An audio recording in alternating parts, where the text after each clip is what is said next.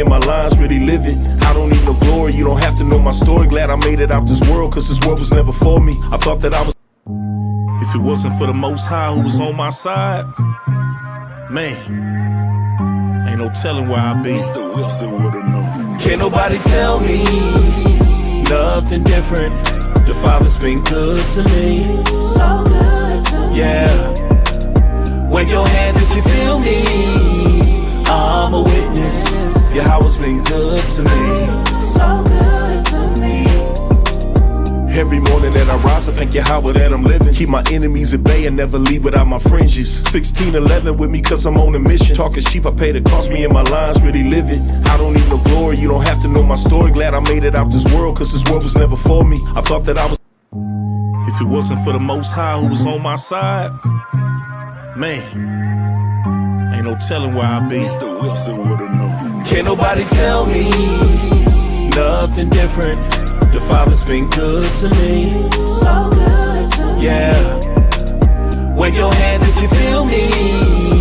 I'm a witness. Yahweh's been good to me. So good to me. Every morning that I rise, I thank Yahweh that I'm living. Keep my enemies at bay and never leave without my fringes. 1611 with me cause I'm on a mission. Talking sheep, I pay the cost, me and my lines really live it. I don't need no glory, you don't have to know my story. Glad I made it out this world, cause this world was never for me. I thought that I was. If it wasn't for the Most High who was on my side, man, ain't no telling where I'd be. Mr. Wilson would've known. Can't nobody tell me nothing different. The Father's been good to me. So good to me. Yeah. Wave your hands if you feel me. I'm a witness. Yahweh's been good to me. So good to me. Every morning that I rise, I thank Yahweh that I'm living. Keep my enemies at bay and never leave without my fringes. 1611 with me cause I'm on a mission. Talking sheep, I pay the cost, me and my lines really live it. I don't need no glory, you don't have to know my story. Glad I made it out this world, cause this world was never for me. I thought that I was. If it wasn't for the Most High who was on my side, man, ain't no telling where I'd be. Mr. Wilson would've known. Can't nobody tell me nothing different. The Father's been good to me. So good to me. Yeah.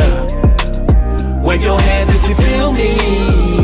I'm a witness. Yahweh's been good to me. So good to me.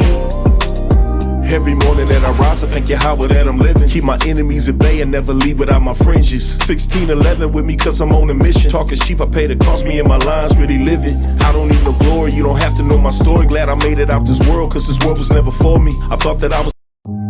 If it wasn't for the Most High who was on my side, man, ain't no telling where I'd be. Mr. Wilson would've known. Can't nobody tell me nothing different. The Father's been good to me. So good to me. Yeah. Wave your hands if you feel me. I'm a witness. Yahweh's been good to me. So good to me. Every morning that I rise, I thank Yahweh that I'm living. Keep my enemies at bay and never leave without my fringes. 1611 with me cause I'm on a mission. Talking sheep, I pay the cost, me and my lines really live it. I don't need no glory, you don't have to know my story. Glad I made it out this world, cause this world was never for me. I thought that I was. If it wasn't for the Most High who was on my side, man, ain't no telling where I'd be. Mr. Wilson would've known. Can't nobody tell me nothing different. The Father's been good to me. So good to me. Yeah. Wave your hands if you feel me. I'm a witness. Yahweh's been good to me. So good to me.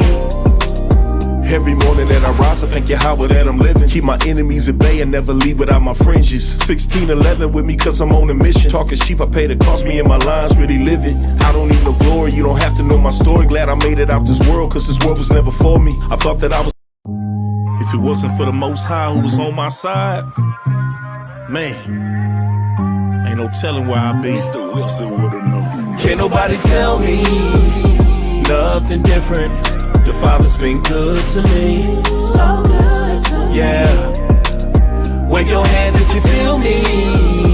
I'm a witness. Yahweh's been good to me. So good to me. Every morning that I rise, I thank Yahweh that I'm living. Keep my enemies at bay and never leave without my fringes. 1611 with me cause I'm on a mission. Talking sheep, I pay the cost, me and my lines really live it. I don't need no glory, you don't have to know my story. Glad I made it out this world cause this world was never for me. I thought that I was. If it wasn't for the Most High who was on my side, man, ain't no telling where I'd be. Mr. Wilson would've known. Can't nobody tell me nothing different. The Father's been good to me. So good to me. Yeah. Wave your hands if you feel me. I'm a witness. Yahweh's been good to me. So good to me. Every morning that I rise, I thank Yahweh that I'm living. Keep my enemies at bay and never leave without my fringes. 1611 with me cause I'm on a mission. Talking sheep, I pay the cost, me and my lines really live it. I don't need no glory, you don't have to know my story. Glad I made it out this world cause this world was never for me. I thought that I was. If it wasn't for the Most High who was on my side, man, ain't no telling where I'd be. Mr. Wilson would've known. Can't nobody tell me nothing different. The Father's been good to me. So good to me. Yeah.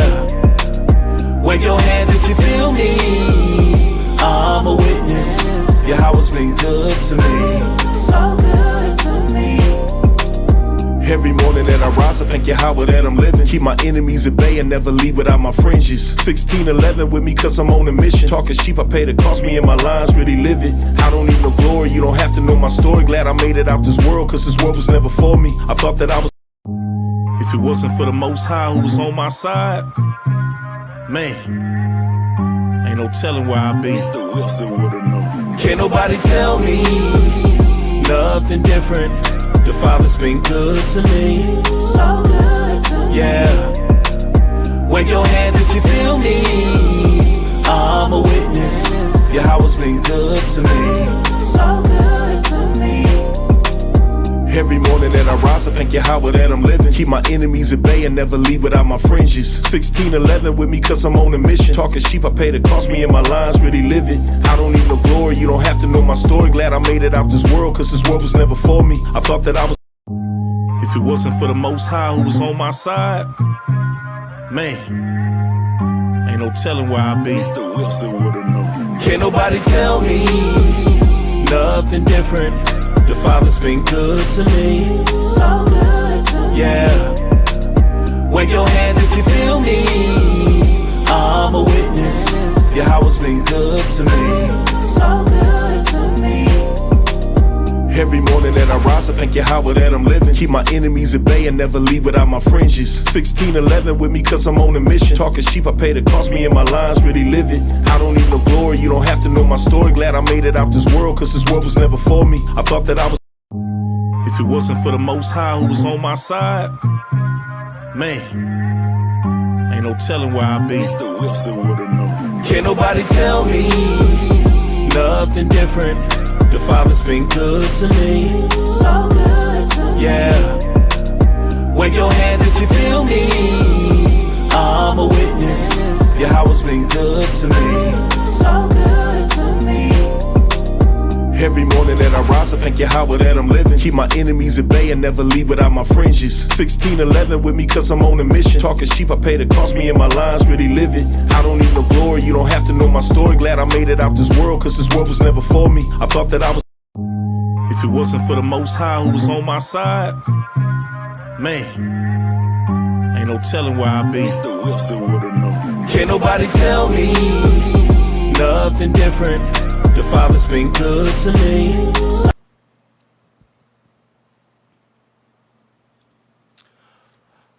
Shalom, shalom. Welcome to another edition of Stick to the Script. I'm your teacher this evening.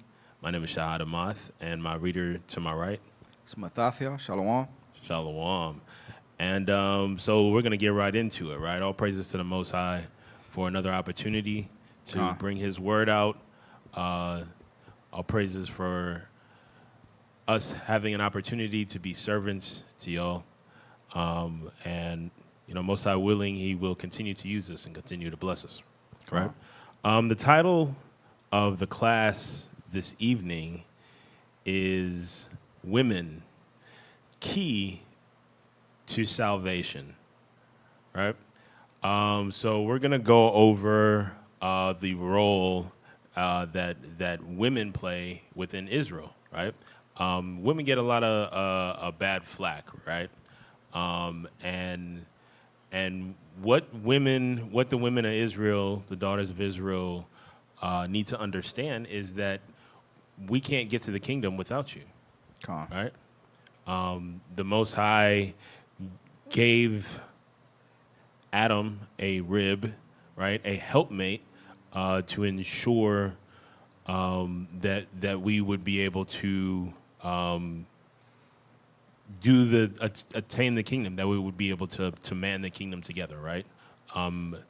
So that's what it is. It's a situation where the men, the husbands, are not going to be able to get to the kingdom alone, and the wives aren't going to be able to get there alone.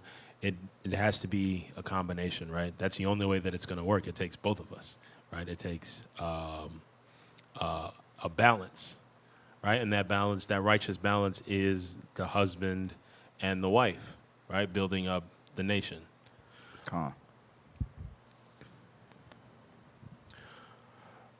The enemy understood something that many of us Israelites don't understand today, right? It's whoever shapes the woman, whoever has influence over the woman, has influence over the household.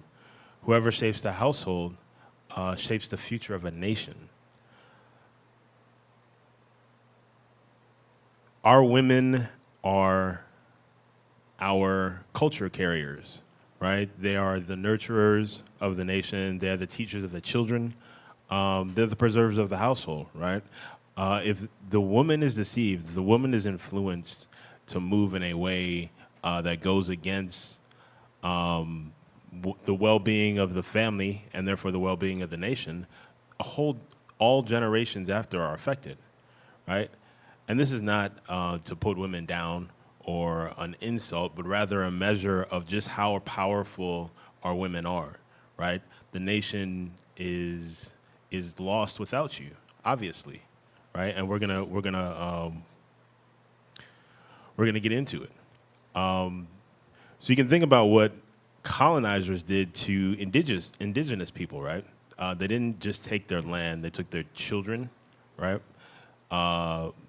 Put the children in boarding schools here in the Americas and up in Canada. They cut their hair. They beat the language out of them. They weren't allowed to speak their own language, and they separated them from their mothers, their nurturers, the ones who give them their culture, right? They're the ones who sing the songs to them, right, that are passed down from generation to generation. Same thing with a lot of our culture is found in our foods, right? And who passes the culture through foods? It's the mothers, right? They pass it from their mother to their sons and daughters, right? And that's another way that we carry the culture.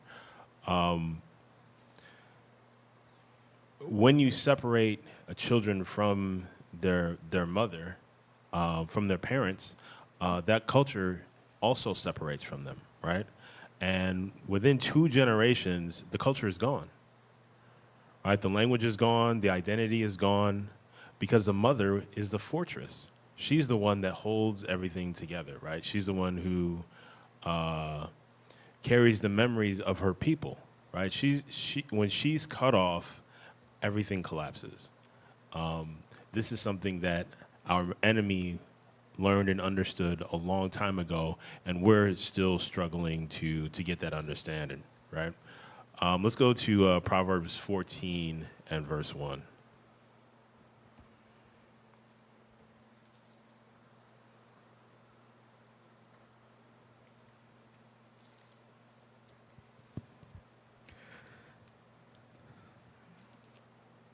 This is the book of Proverbs, chapter 14, verse 1. Every wise woman buildeth her house, but the foolish plucketh it down with her hands. So every woman has 2 hands, right? And with those 2 hands, she can either build or she can destroy. And the only difference is wisdom, right? Wisdom is when a woman has wisdom, when she's moving with wisdom, when she's trying to get wisdom and understanding, she's in a much better place to build, right? And when that's not the case, right, then more likely than not, she's probably in a space where she's tearing down, right? Grab Titus chapter 2 and verse 35. You want me to hold that or? No, I don't need that. We're going to read 3 through 5.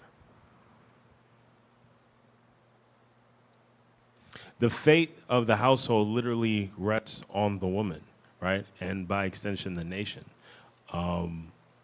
It's in the woman's hands. She has the ability to build up and sustain or to tear down, right? Read. You said Titus chapter 2. Verse 3. Okay. This is the book of Titus chapter 2, verse 3. The aged women likewise, that they be in behavior as becometh holiness, not false accusers, not given too much wine, teachers of good things. So Titus. Yep. 2. Titus 2, 3 through 5. Yeah. Oh, go ahead. Titus chapter 2, verse 3.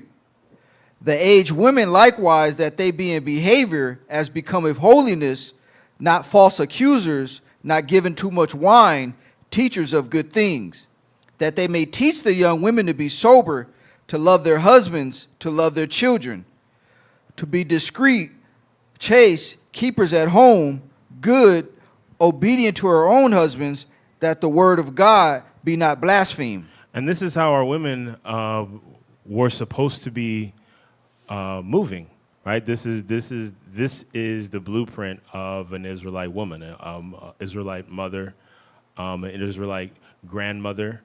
The scripture talks about the older women teaching the young, right? So it's important for a woman and a mother to not only be a mother to her own children, right, but also be a mother to the nation, right? Also be as she grows in age and in wisdom, hopefully, she's able to pass this wisdom along to the younger mothers, right, who can pass it along to their daughters and pass it along to their sons, right? And that's how you sustain a community. That's how you can sustain a nation, right? That is the role that that's one of the roles that the women, the mothers, play in Israel, right? Let's go to Sirach chapter 25.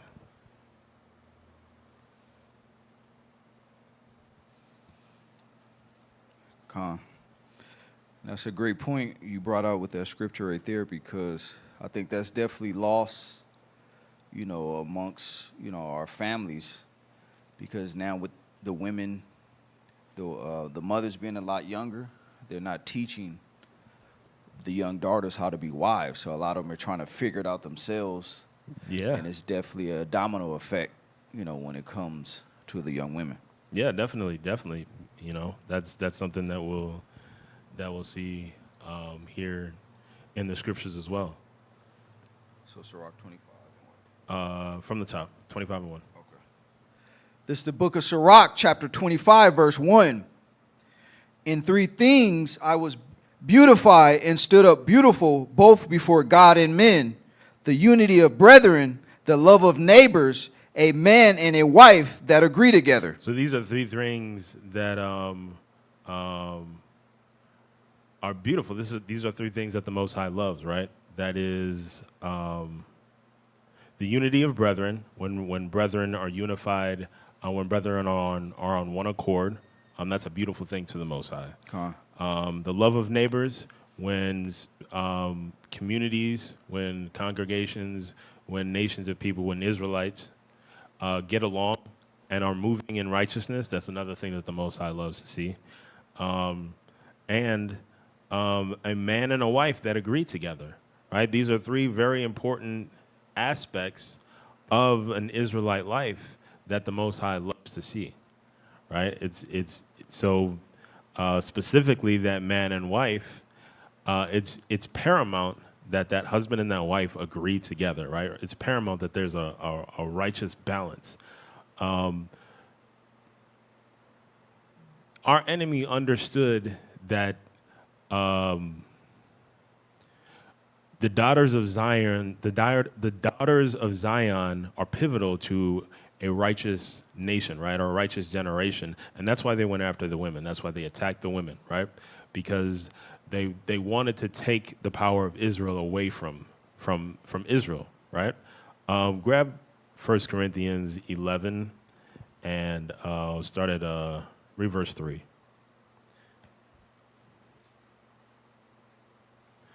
The Most High isn't the author of confusion, and we'll get that, right?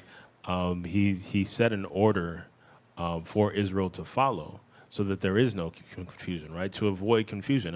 And what has happened is that we've decided that we want to set our own order, right? We want to do things our way rather than following the scriptures, right? Go ahead and read that when you got it. This is the book of 1 Corinthians, chapter 11, verse 3. But I would have you know that the head of every man is Christ, and the head of the woman is the man, and the head of Christ is Yahweh. So there's an order that the Most High created, right? This order is not about who's smarter or who's more valuable. It's about who carries what responsibility, right?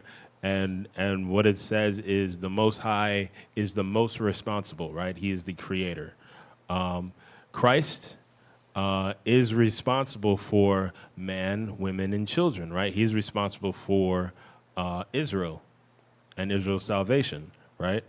Under Christ, then you have man. And man is not responsible for Christ, who's above him. He's not responsible for the Most High, obviously. He's responsible for what's below him, right? The women and the children. That is, he's the umbrella, he's the protector, he's the provider, just like Christ is a provider for Israel, and just like the Most High is the provider for all of us, right? Whether it's good or bad, it depends on what our works have earned, right?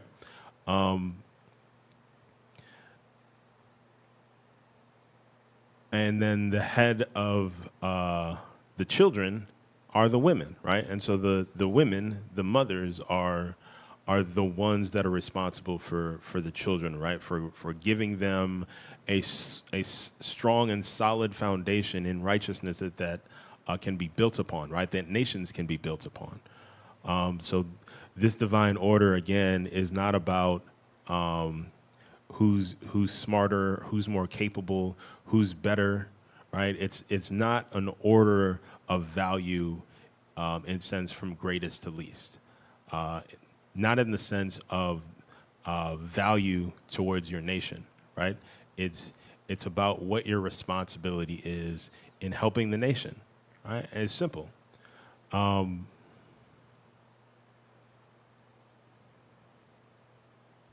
Let's grab Ephesians 5 and verse 25.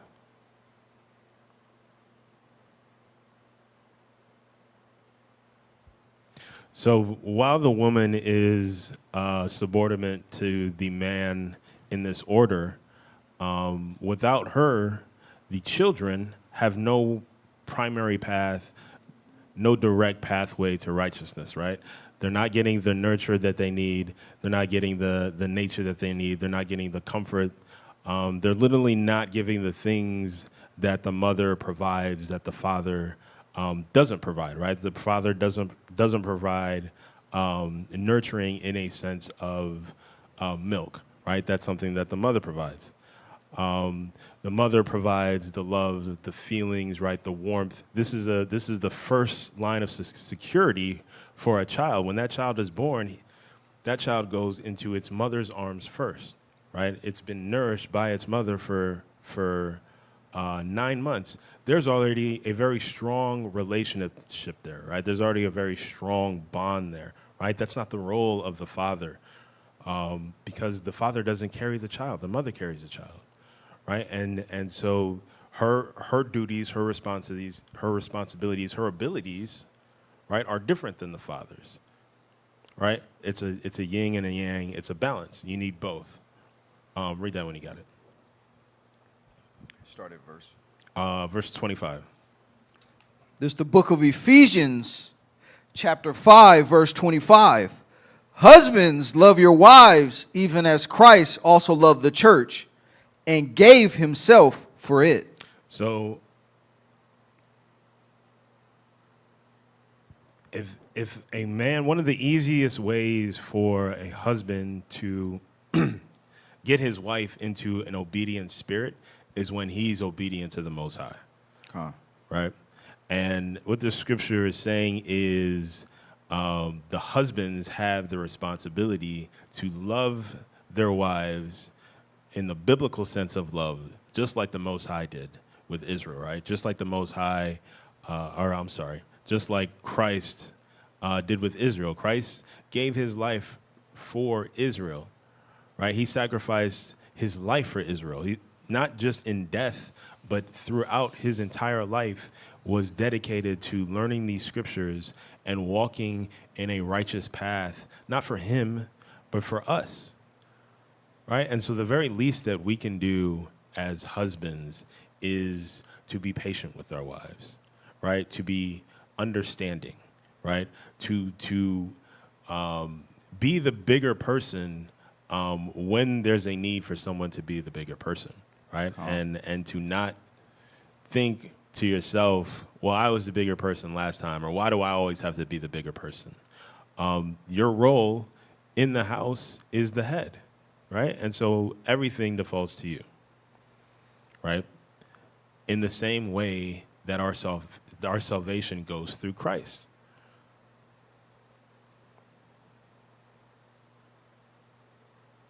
It's not a light thing, right? It's a sacrifice. It's not a privilege.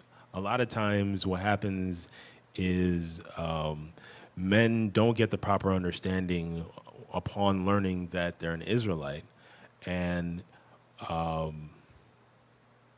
they take being the head of the household, it goes to their head, right? And they think about it as power rather than as a sacrifice, right? They think about it as privilege, right? And they move and exercise that privilege, that power in a kind of way that is damaging, right? It's damaging to the household, damaging to the wife, damaging to the nation.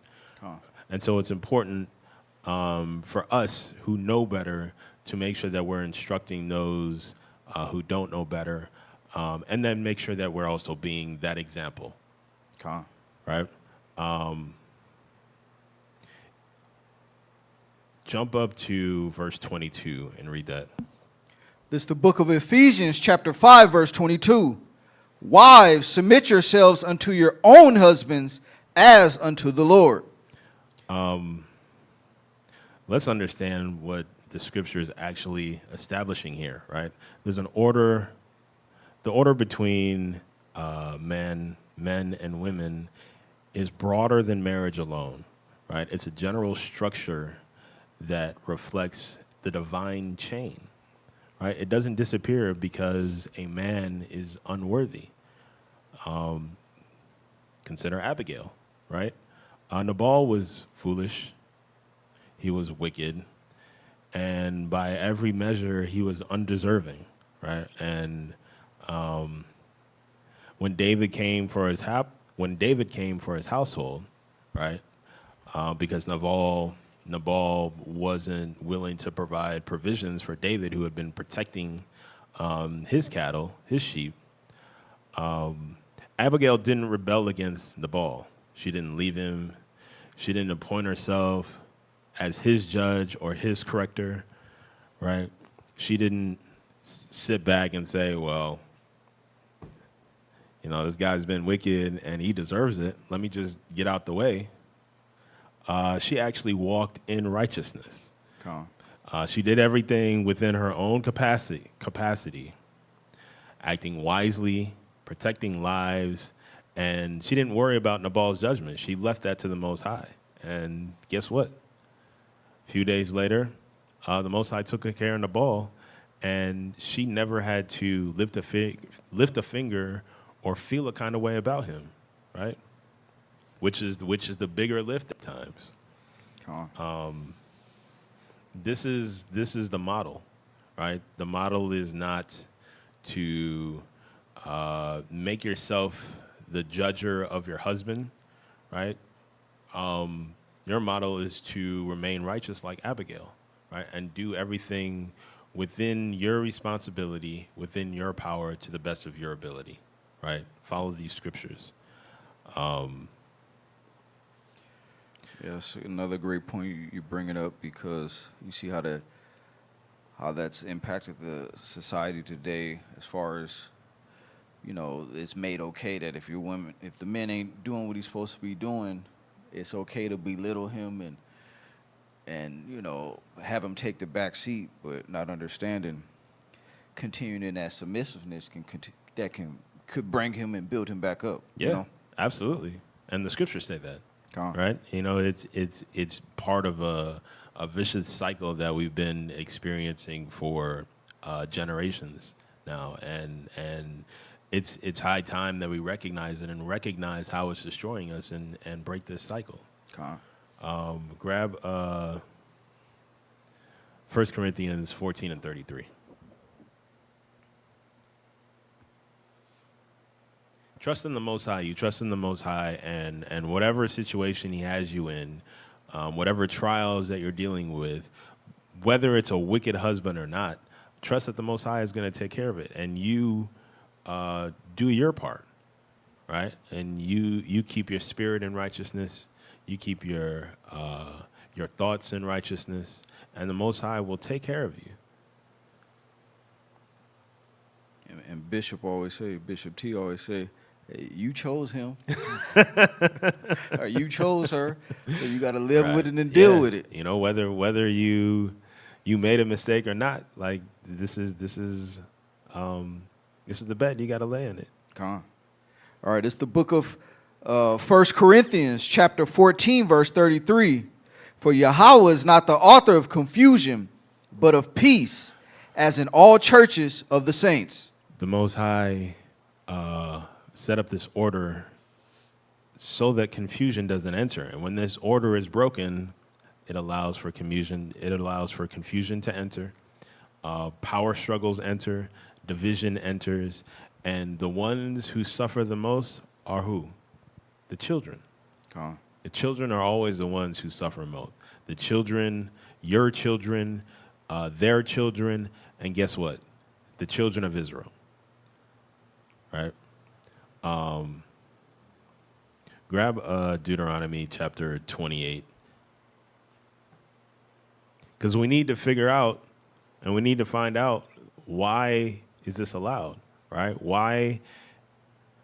How is it that we have found ourselves in this position, right? How is it that we, the children of Israel, who the Most High loves over all nations, and yet we are across the globe in the lowest state in all of these societies and civilizations, right?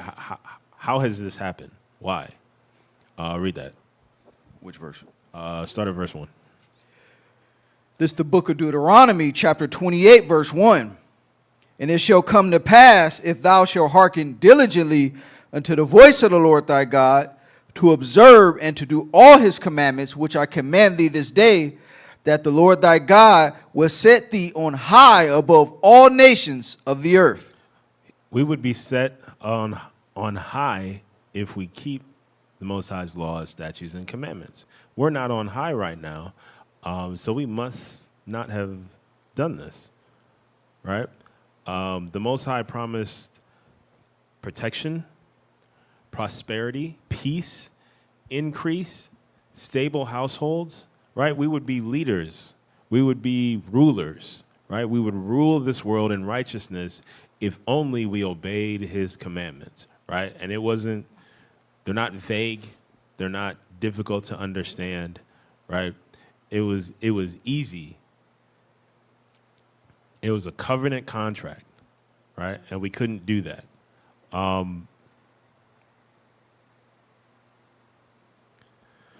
Grab Judith chapter 5.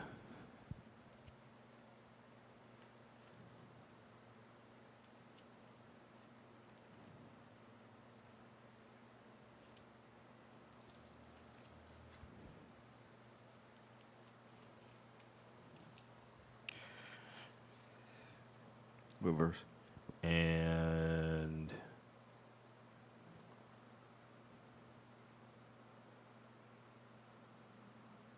chapter 5, verse 5. This is the book of Judith, chapter 5, verse 5. Then said Achior, the captain of all the sons of Ammon, let my Lord now hear a word from the mouth of thy servant, and I would declare unto thee the truth concerning this people, which dwelleth near thee, and inhabiteth the hill countries, and there shall no lie come out of the mouth of thy servant. So this is one of the other nations, our enemies, getting ready to tell his Lord what he understands about the children of Israel, right? Read. This people are descended of the Chaldeans, and they sojourn heretofore in Mesopotamia, because they would not follow the gods of their fathers, which were in the land of Chaldea. So they left because they no longer wanted to follow their fathers' gods, right? And this is known. This is what the other nations understand about the children of Israel, right? Read. For they left the way of their ancestors and worshiped the God of heaven, the God whom they knew, so they cast him out from the face of their gods, and they fled into Mesopotamia and sojourned there many days. Drop down to 14. Verse 14, and brought them to Mount Sinai and Kadesh Barnea, and cast forth all dwelt in the wilderness. Drop to 17. Verse 17, and whilst they sinned not before their God, they prospered, because the God that hateth iniquity was with them. And so the other nations understand that when Israel doesn't sin, their God protects Israel. Their God is with them when they're not in iniquity. This is what verse 1 and 2 in Deuteronomy 28 said, right? As long as you keep these commandments, I'll protect you. Read verse 19. Verse 19. Keep reading, verse 18. Verse 18? Yeah. Verse 18. But when they departed from the way which he appointed them. When they went every other way but to keep the commandments, read. They were destroyed in many battles, very sore, and were led captives into a land that was not theirs. And the temple of their God was cast to the ground, and their cities were taken by the enemies. They were completely destroyed, right? Their ability to communicate with their God was taken away from them when they didn't keep their God's laws, statutes, and commandments. This is what the nations know, right? Jump to verse 20. Verse 20. Now therefore, my Lord and governor, if there be any error in this people, and they sin against their God, let us consider that this shall be their ruin, and let us go up, and we shall overcome them. But if there be no iniquity in their nation, let my Lord now pass by, lest their Lord defend them, and their God be for them, and we become a reproach before all the world. Before all the world. So the understanding here is that if these people are obeying their God, there is absolutely nothing that we can do to overcome them, right? And the only way that we would be able to overcome them, not with our might, not with our abilities, not with our strength, not with our cunning, not with our intelligence, but the only way that we will be able to overcome these people is if they are not following their God. Simple as that. And so how do we ensure that they do not follow their God so that we can keep our boot on their necks and keep them as our servants?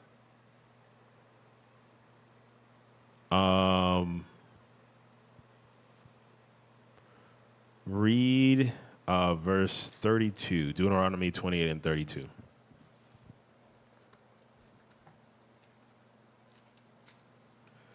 This is the book of Deuteronomy, chapter 28 and verse 32. So now that we understand that, actually, you know what? Read verse 15. Verse 15. We need to get the. Go ahead. But it shall come to pass, if thou wilt not hearken unto the voice of the Lord thy God, to observe to do all his commandments and his statutes, which I command thee this day, that all these curses shall come upon thee and overtake thee. So the beginning of Deuteronomy 28 talks about keeping the commandments, and you'll be blessed, you'll be protected, you'll be prosperous, right? But if you decide not to keep the commandments, right, then you got to deal with these curses, right? And so these curses are going to come upon you, and they're going to overtake you. They're going to be completely overtaking, and you're not going to be able to avoid them. You're not going to be able to get away from them, right? Read verse 32. Verse 32, thy sons and thy daughters shall be given unto another people, and thine eyes shall look and fail with longing for them all the day long, and there shall be no might in thy hand. You can connect this to slavery. You can connect this to the native children being taken away from their mothers and fathers that we just talked about.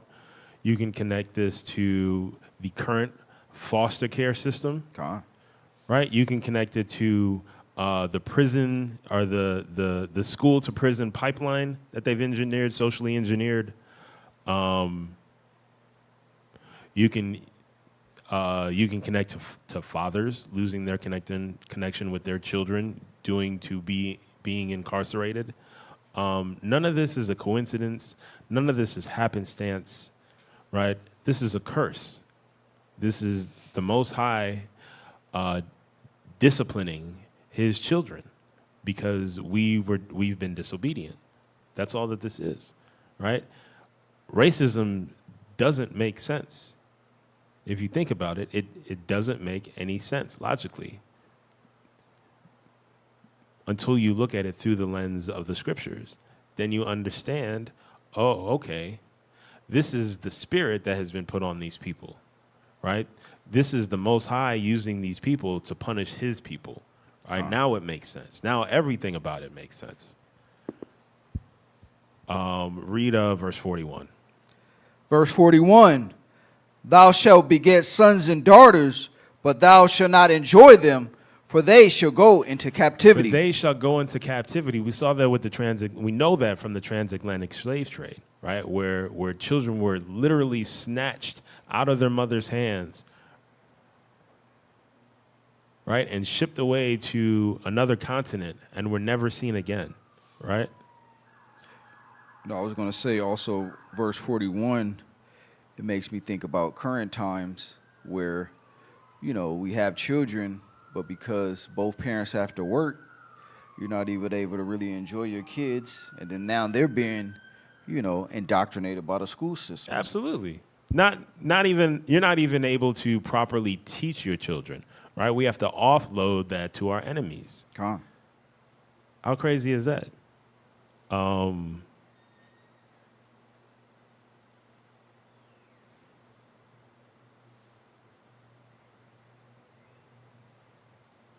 Read verse 28.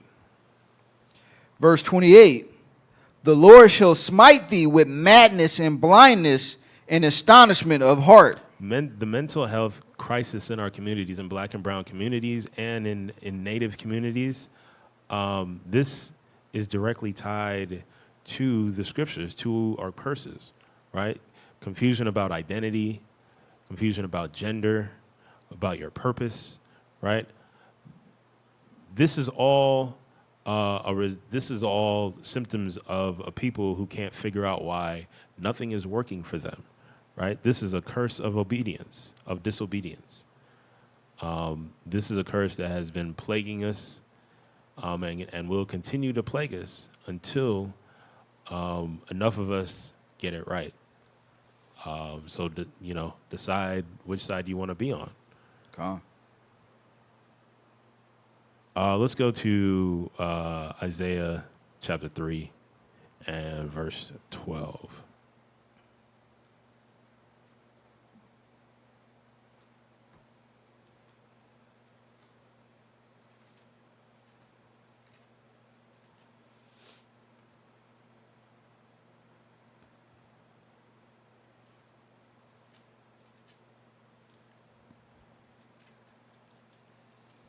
This is the book of Isaiah, chapter 3, verse 12.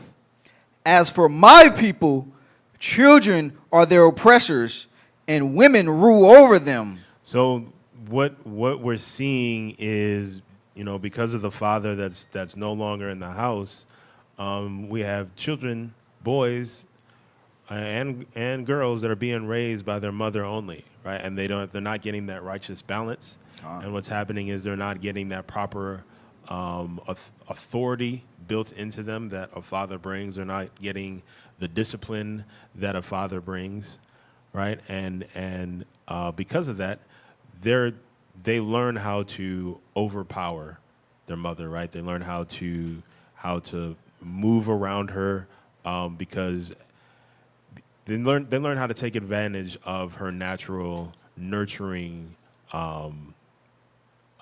state, right? They learn how to move with her in a way that they're not able to move with a father, right? A father is going to shut down a lot of that. He's going to be the majority of the time he's there to add that balance, right? To draw a line in the sand and say, look, I don't care how cute you are.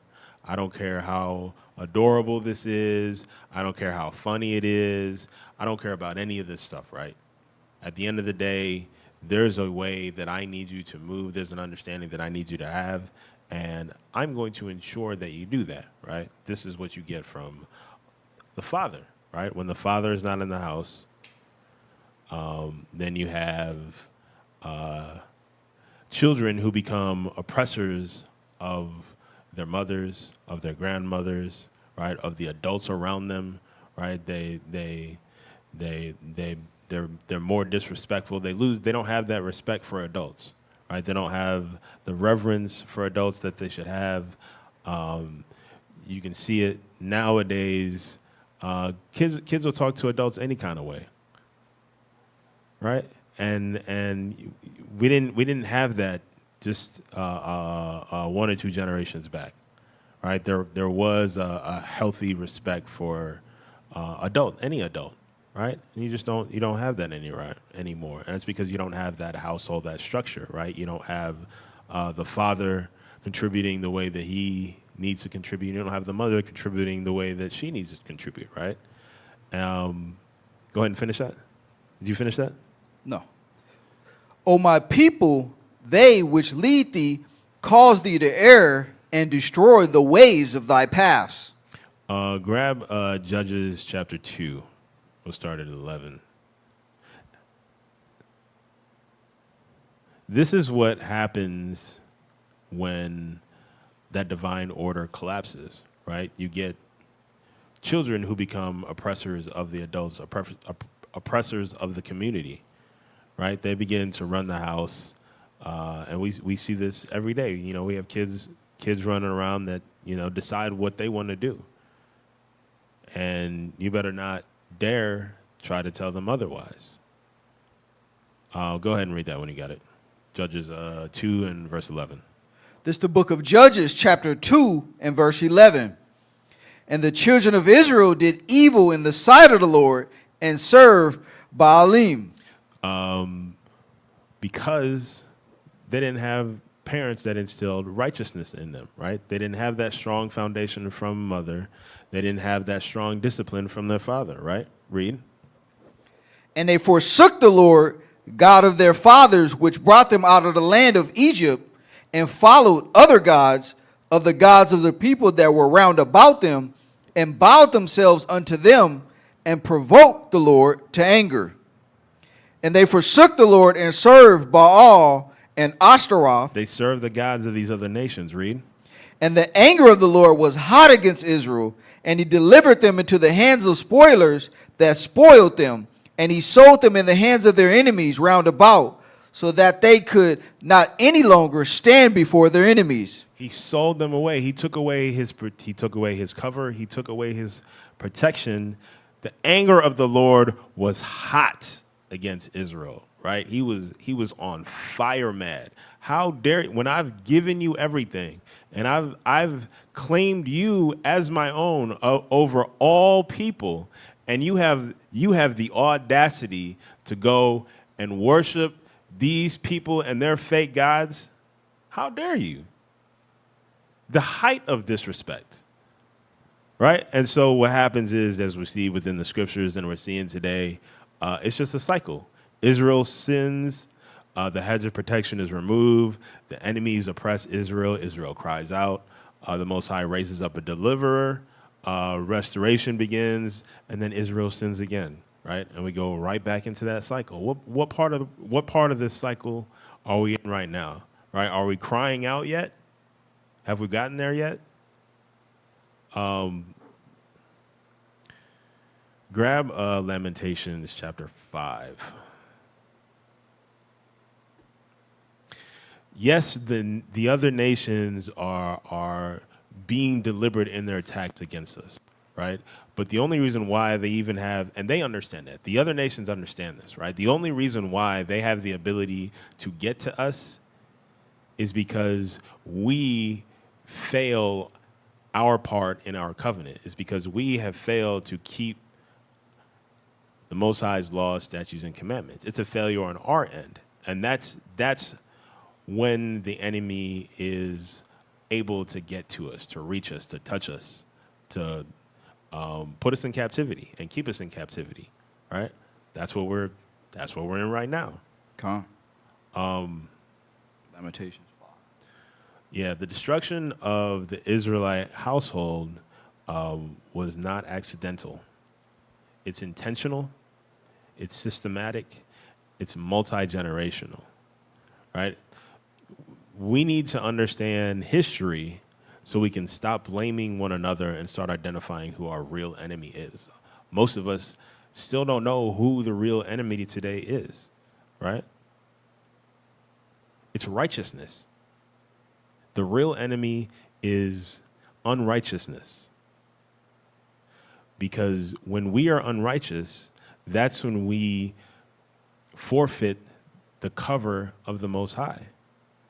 So yes, we have real enemies. These other nations are our real enemy, but the real enemy is unrighteousness.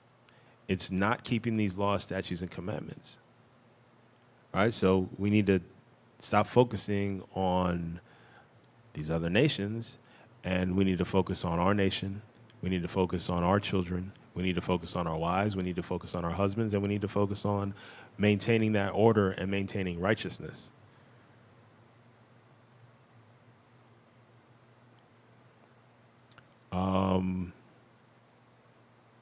Go ahead and read that. This is the book of Lamentations, chapter 5, verse 3. We are orphans and fatherless. Our mothers are as widows. So we can tie this directly to the transatlantic slave trade, right? This is the largest forced migration in human history. It was an estimated 12 to 15 million, quote unquote, Africans that were forcibly removed from their homeland, stripped of their names, their language, their families, their identity, their culture, right?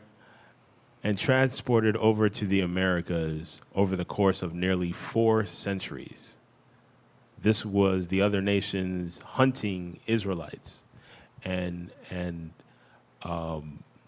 capturing and enslaving Israelites because we didn't have our hedge, because we weren't keeping the commandments, right?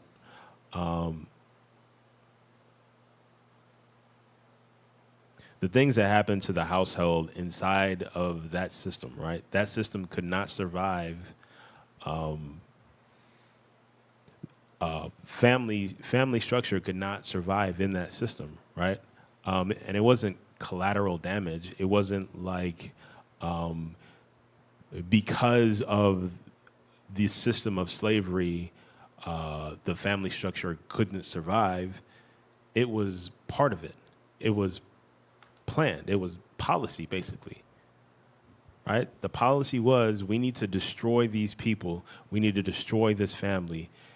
We need to, if we can destroy this family, we can destroy their future, and we can enslave them forever. During chattel slavery, enslaved people were legally denied the right to marry. That's a weapon. A family that can't legally exist, can't legally protect itself. Mothers were sold away from infants. Husbands watched their wives taken by other men with no legal recourse. Imagine you're a whole husband and there's nothing that you can do as you watch your wife being dragged away and you'll never see her again. Nothing you can do. Completely powerless. Children grew up not knowing who their fathers were, not because their fathers didn't love them, but because their father had been sold to a plantation on another state. And this isn't ancient history. This is like 3 to 5 generations ago. Trauma travels through generations. We today are still dealing with the trauma from this captivity. Frederick Douglass documented these themes throughout his writings. In Narrative of the Life of Frederick Douglass, 1845, and My Bondage and My Freedom in 1855, he described the system that left men broken in body and soul and in spirit, and women carrying a grief that had no legal name. Wives torn from husbands, children stripped from mothers, the dark night of slavery closing in on a people who had no recourse and no law to protect him. He lived it, he wrote it, and it echoes through our communities today.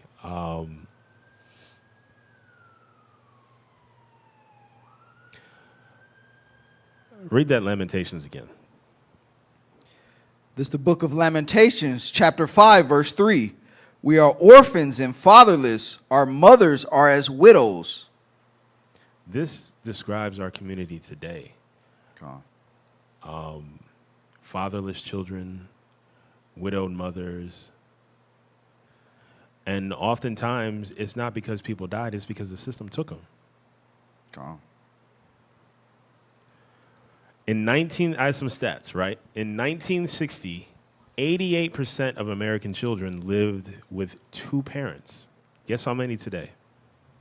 This is from the Pew Research Center. 70. We went from 88 to 70 in about 60 years. The same year, 1960, 61% of black adults were married. By 2010, 31. Wow. The rate was cut in half in 50 years. 50 years is like one generation. In less than the lifespan of one person, right? You're from you being born to your parents getting into their 50s, right? 60s, right? In your lifetime, you could witness this. Black adults, your community, your people, stop marrying half as much. And it didn't happen naturally. This was policy. This was economic conditions. This was cultural conditioning. It's all working together. This is according to the 2023 U.S. Census American Community Survey, right? Current marriage rates by race. Black Americans are 31% married, right? Hispanic Americans are 43% married. White Americans are 53% married, and Asian Americans are 59% married.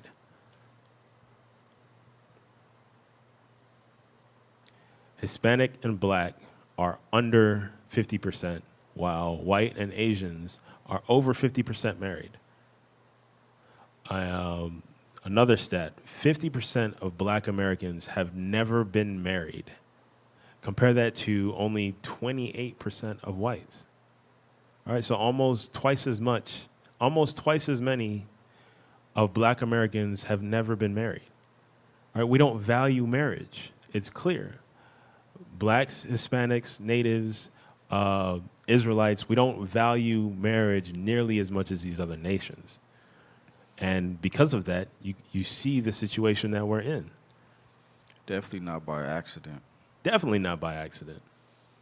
And I was just thinking as you were speaking, like growing up, all praise to the Most High, I had both parents, but it was like a shock to a lot of kids just because you had both parents in the household. Yeah. I'm a little bit older than you. I remember when I was 11, we didn't know what divorce was, right? We only had maybe one or two classmates who had parents that were divorced. And, when I found out, between the ages of 11 and 12, when I found out, there's a part of me, because I really didn't understand, felt like, okay, that's cool. Now I'm a cool statistic, right? Because that was the time when we were learning about the statistics of divorce, right? How many children come from a divorced household? And the numbers were very small at that time, right? You maybe had one or two in your entire class. So it was a rare thing. Now, like you were saying, people are more shocked that you come from a two-parent household, right? And the crazy thing is, it's by design. It's working. It's destroying us, and the other nations are hip to the game. They know how valuable marriage is. Yeah, they've definitely normalized getting a divorce, where it's just, if it's not working out, just go divorce your husband or wife. And that's definitely not how the Most High set it up. This is a crazy census.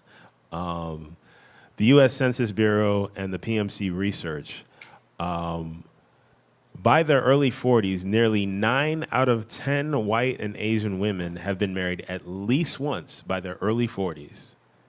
More than 8 in 10 Hispanic women, and fewer than 2 in 3 black women.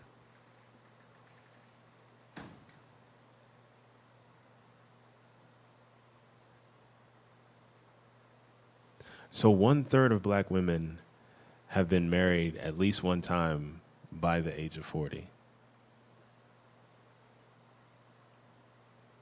Black women, black men, Israelites, we don't value marriage like these other nations. And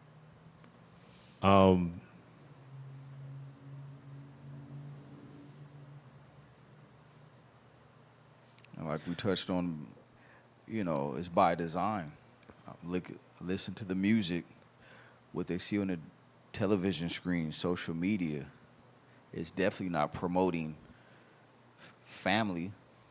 Absolutely. Husband and wife together taking on the world. Is definitely promoting, the fornication, adultery, and for sure moving on to another man or a woman. So like we said, it's definitely by design, and it has been working, and you can see the conditions of our people today. Yeah, for sure. It's calculated, and it's the Most High making sure that, either we're going to get it right or we're going to be destroyed, right? And it's set up in a way where we have to make a decision. It's on us.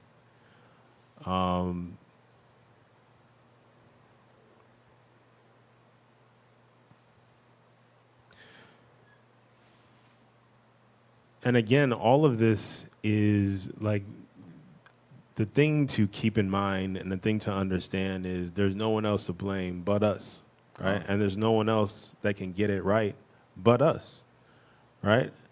And this has been going on since before slavery, right? Slavery is one of it was the biggest event on the planet in terms of migrating people, mostly Israelites, right? It was one of the largest consequences that Israelites have faced, right? It's the thing that destroyed us the most, right? We lost our community, we lost our heritage, we lost our identity, right? This is the thing that destroyed Israel the most, right? And we're still dealing with it today. not only was the household weakened by slavery and policy, but then culture moved in to finish the job, right? By convincing men and women that cooperation was weak, that marriage was oppression, and that independence from each other was freedom, it cracked and eventually destroyed the household, right? And again, this isn't an attack on, it's not an attack on women.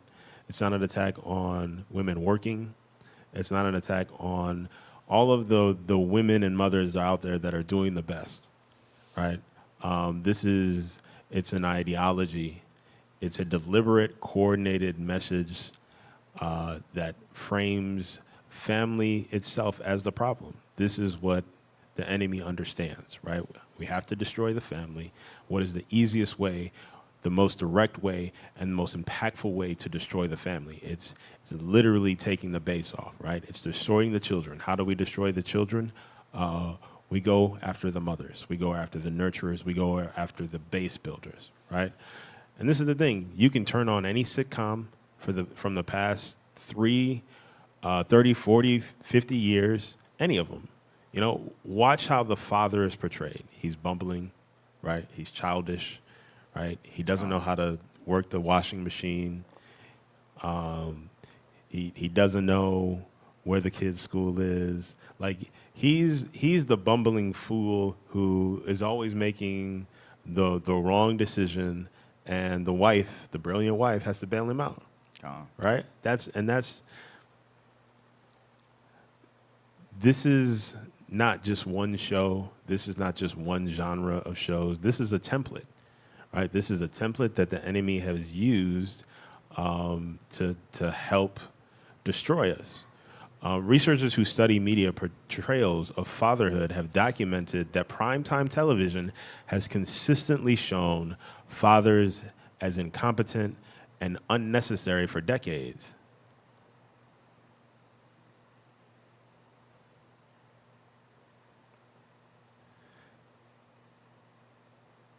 And this is the thing, right? Men didn't stop taking fatherhood seriously because they were lazy or irresponsible by nature. They stopped because they had no righteous examples of what fatherhood was supposed to look like. And simultaneously were told from every direction that they were not needed, not wanted, and not relevant.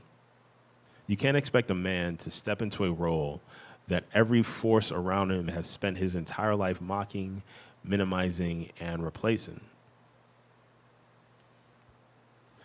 This isn't oftentimes abandonment by choice. This is the fruit of decades of deliberate conditioning, right?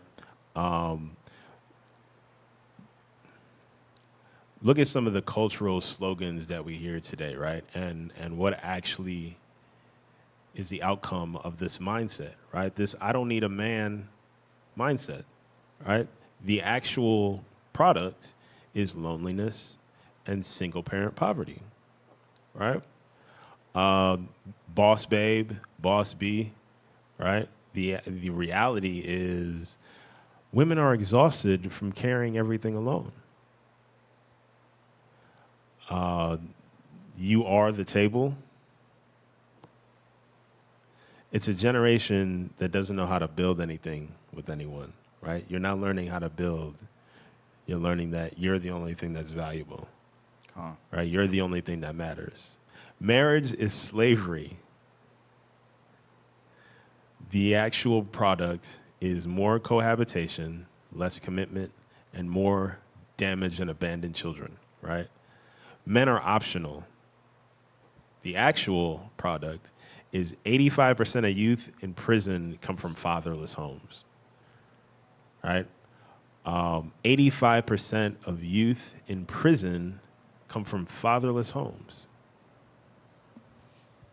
It's funny you said that. All the stats are there, and people still don't understand how to, correct it through the Most High. When all these stats is giving you, the examples of what not to do, and people are still, our people still following those ways.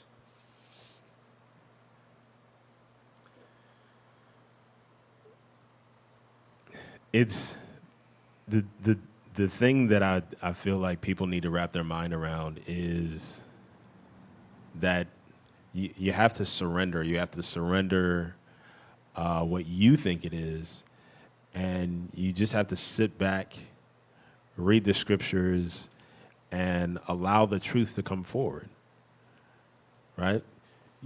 People see the numbers, but their experience tells them something else, right? And so, oftentimes people fall back on their experience and their knowledge rather than surrendering and letting the truth come to you, right? Like you said, it's here in the numbers, right? The overall marriage rate, it was 72 in 1960. It's 51 in 2010. Young adults age 18 to 29 who were married, 59% in 1960, 20% now, right? Cohabitation without marriage doubled from 1995 to 2019, right? It doubled in 25 years? People don't value marriage, right? What is the value in cohabitation? You don't have to commit to anything. You don't have to ultimately be responsible for anything. You can leave anytime you want. How does that make either partner feel secure? Let's go to Titus chapter 2.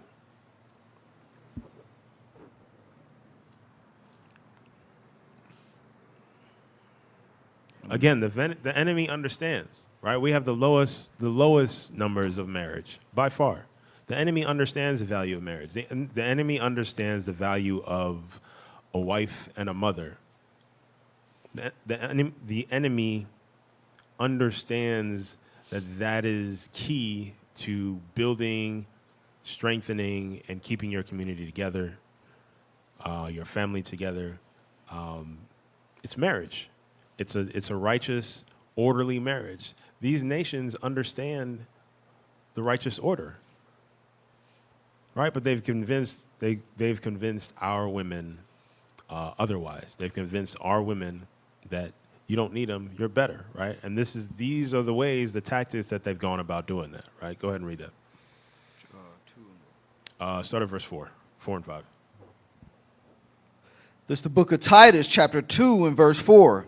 That they may teach the young women to be sober, to love their husbands, to love their children, to be discreet, chaste, keepers at home, good, obedient to their own husbands, that the word of God be not blasphemed. This the world mocks, right? This type of woman, the world has no use for, right? They will mock this woman. She is what, a pick-me. She's weak, right? But the statistics say otherwise, right? This is what happens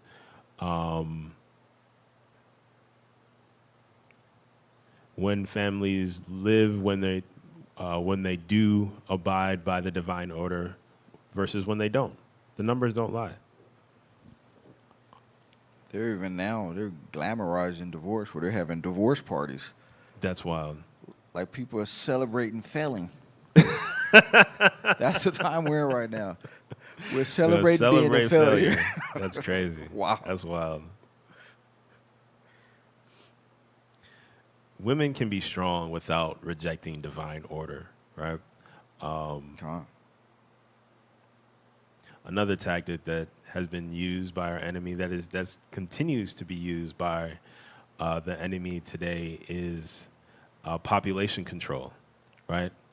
Population control is an ideology specifically targeting minority communities, right? It's the disproportionate placement of abortion providers in black neighborhoods, and a disproportionate rate of black abortions today didn't happen by accident, right? We're gonna see how this actually happened, right? A woman named Margaret Sanger founded what would become Planned Parenthood. She was a documented eugenicist. Eugenicist is someone who believes certain populations should reproduce less. In a 1939 letter, she wrote about what she called the Negro Project and stated, "We do not want word to go out that we want to exterminate the Negro population." Historians debated the full meaning of the quote. Some argue she feared perception, not the literal extermination, but eugenics associations and racial targeting goals are documented in Britannica, Time magazine, and in the Singer archives themselves. At minimum, the intent was to reduce the black population, right? Pretty clear, pretty obvious. She said it in her own words. She wanted to exterminate the Negro population. And it's funny, they'll put it right in our face. People look at it and be like, that's crazy, and then just move on and turn on Cardi B or, Get turn back on to some Drake, care Yeah. about the Drake-Kendrick beef, right. but not understanding you got somebody literally out here trying to exterminate your people.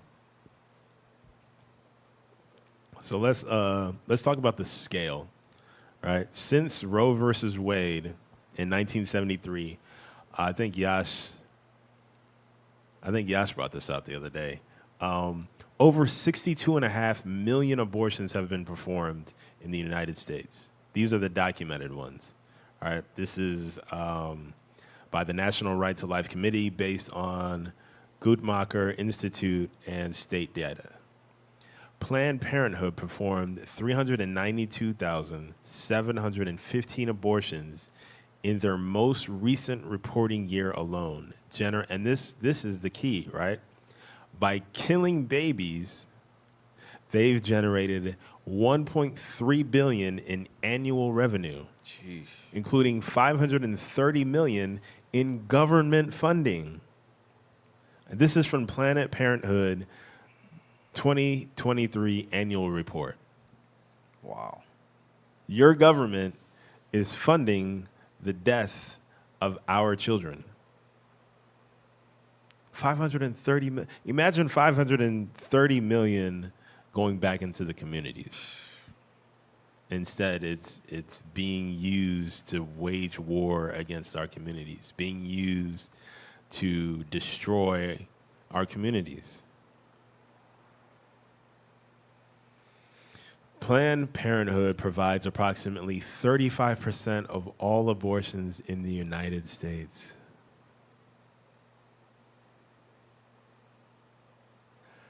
$392,000 is what they reported in 2023, and from that they earned $1.3 billion, and that's only 35% of all abortions in the United States. 1.3 billion? Now let's talk about abortions by race, right? This is the CDC 2022 surveillance report. Black women, 39.5% of all reported abortions, while making up 13.6% of women aged 15 through 44. Hispanic women, 21.2% of all reported abortions. White women, 31.9% of all reported abortions, while making up 57% of the population.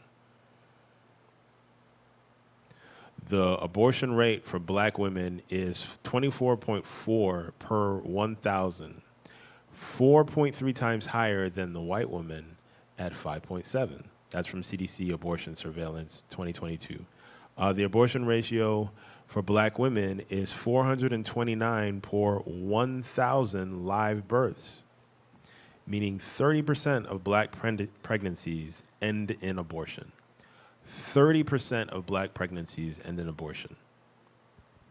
For white women, it's 106 per 1,000, less than 10%.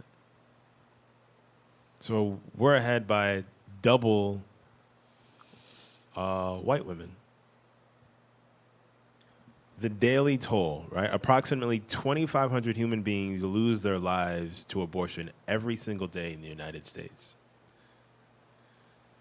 Of those, approximately 1,000 are black babies, 800 are white, 525 are Hispanic, right? So 1,525 of the 2,500 are Israelite babies every day.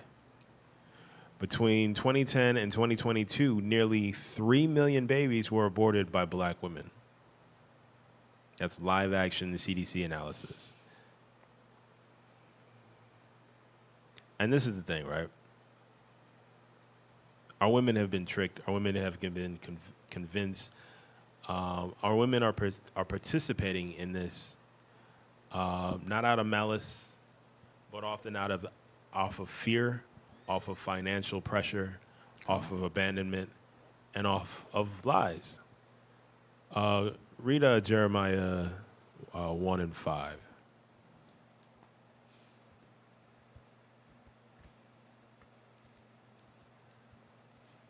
This isn't to bash or berate or in any way diminish a difficult decision that women have made, right? It's to show that this is just another trap. It's just another tactic that our enemy is using to keep us in this captivity, keep us destroyed, right? Read that. This is the book of Jeremiah, chapter 1, verse 5. Before I formed thee in the belly, I knew thee. And before thou camest forth out of the womb, I sanctified thee. And I ordained thee a prophet unto the nations. Grab Psalms 106, and we're going to read 37 and 38. This is the book of Psalms, chapter 106, verse 37. Let me touch on Jeremiah real quick, right? So before you were formed in the belly, the Most High knew you. Before you came out of the womb, you were sanctified and you were ordained, right? You were a people, you mattered to the Most High before you existed, right? Before you were in that belly, right, you were already something that the Most High cared about. All right, so the Most High is definitely not interested in abortions, right? That's definitely not something that he co-signs. That's not something that we should be participating in ever, right? There has to be a better way. There is a better way, actually. It's keeping the commandments, right? Go ahead and read that. This is the book of Psalms, chapter 106, verse 37. Yea, they sacrifice their sons and their daughters unto devils, and shed innocent blood, even the blood of their sons and of their daughters, whom they sacrifice unto the idols of Canaan, and the land was polluted with blood. And this isn't a new thing, right? Planned Parenthood is while that's a new thing, the concept is old. It's sacrifice to these other gods. And Israelites have done it before. Bishop T talked about it, I believe, not this past week, but the weekend before. This is just part of it. We don't even realize that we're taking part in a sacrificial ceremony to these other nations' gods.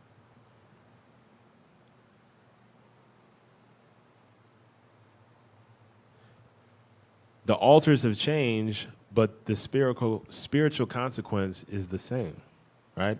This is a nation. We survived slavery. Now we're destroying our future generation before they even have a breath, right?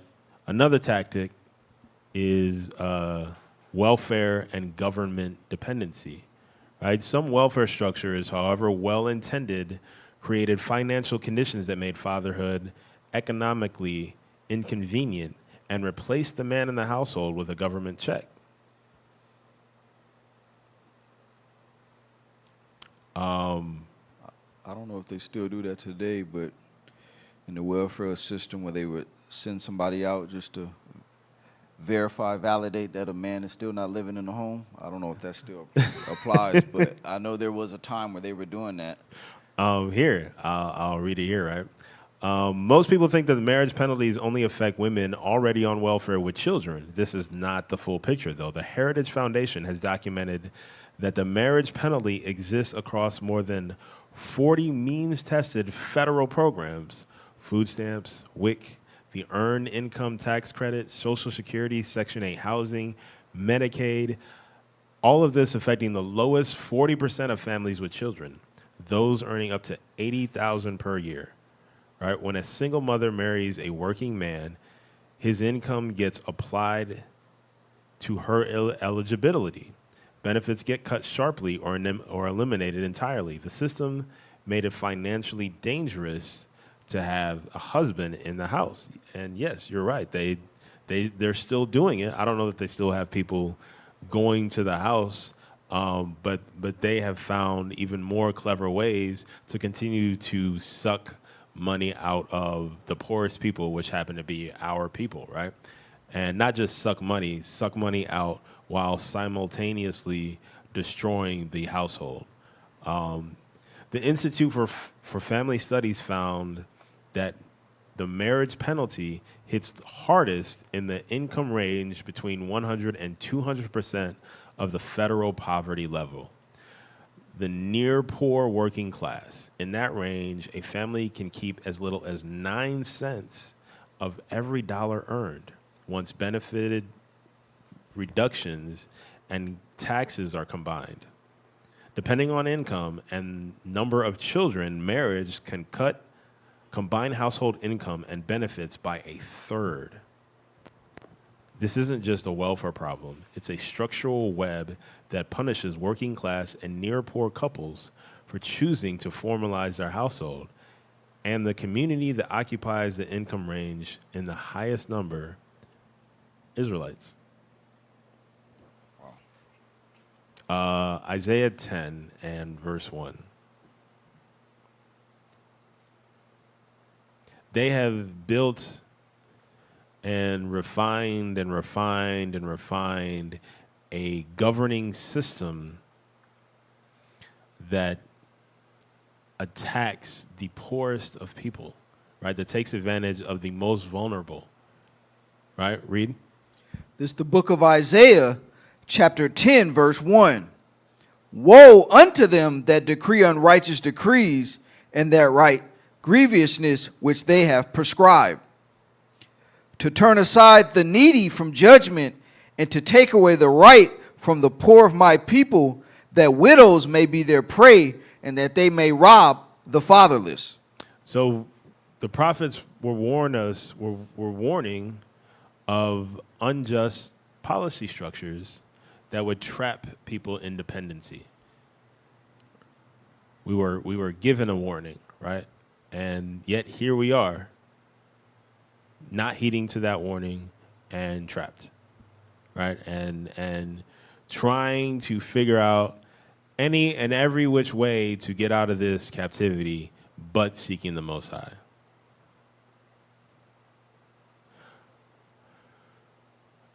When the government is able to step in and become that husband and become that provider, that protector, right? That cover, the physical and ultimately psychological husband in the community is destroyed, is diminished, right? There's no longer a need for him, right? This is calculated. Let's go to Lamentations chapter 4 from the top.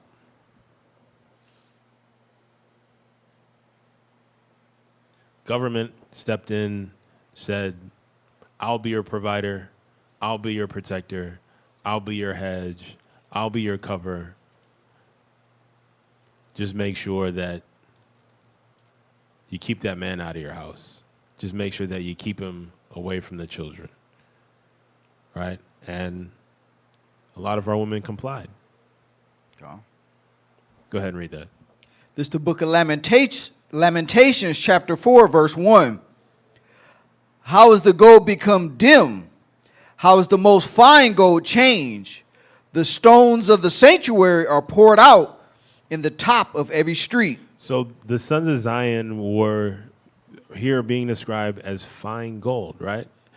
Understand that through the scriptures, what we see are valiant men, right? Are honorable men, right? You have men who a handful of time would go in and destroy entire armies, would go and slaughter entire villages, right? Handful of men. How many times did we overcome our enemies with numbers that we should have been crushed with, right?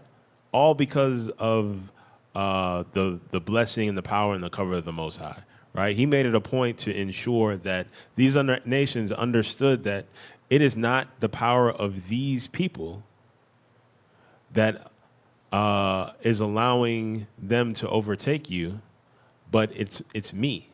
It's the Most High's power, right? He's the one that is covering and allowing for his children to be victorious.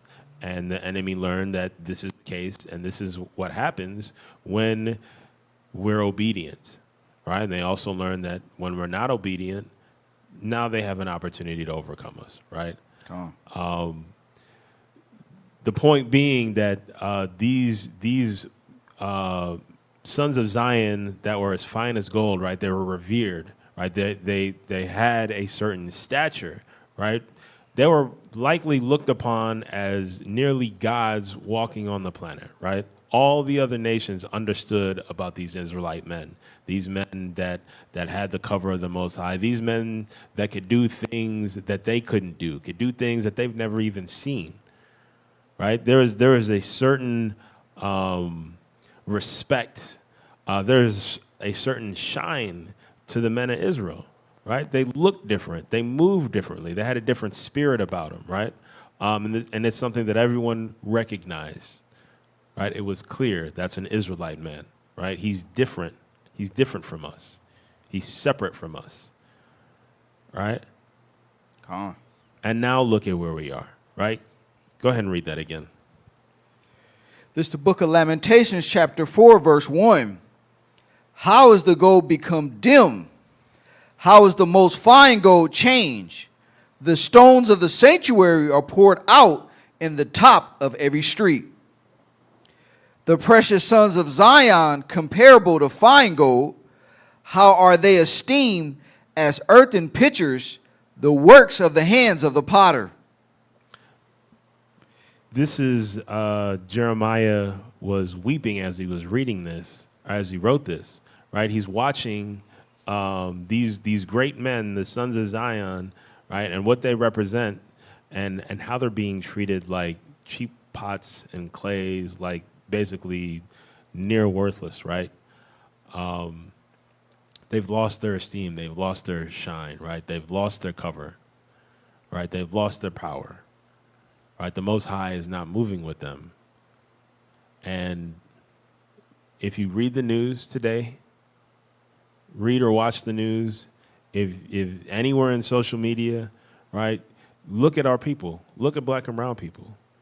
We're not esteemed today, right? We're vaulted up and lifted up for our entertainment ability, right? But we're not lifted up as role models. We're not lifted up as certainly as righteous men. We're not lifted up as fine gold. We don't have that status. We don't have that ability. We've forfeited it, right? We're in astonishment now. Will she tell LeBron, shut up and dribble? Right. You're just here to entertain us. Don't have an opinion, right? It doesn't matter how much money you have. It doesn't matter how much status you have, right? You're still nothing. And don't forget it.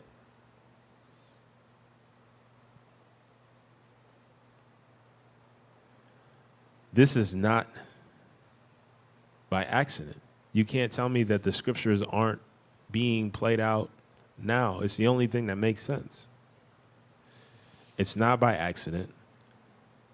It's not, like I said before, it's not simply racism or bad luck. This is the curses playing out.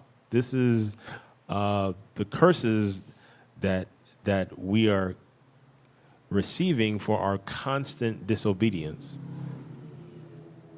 The gold didn't go dim on its own. We didn't lose our shine and our luster on our own. The hedge came down first, right? The hedge came down because we stopped obeying, right? And now every system that hated us had the opportunity to move in and overcome us. Watch 10 commercials, right? Household products, probably during the daytime, right? Cleaning supplies, food, parenting items, and count how many times you see the father as a compelling adult. In study after study, researchers find the same pattern. Fathers are portrayed as confused, bumbling, or absent. Mothers handle everything. Dad is comic relief. This isn't harmless entertainment. A boy growing up watching this absorbs the message. Fatherhood is not serious. Men aren't needed. A girl grows up thinking, I'll have to do everything myself anyway. And these messages are destroying us at scale.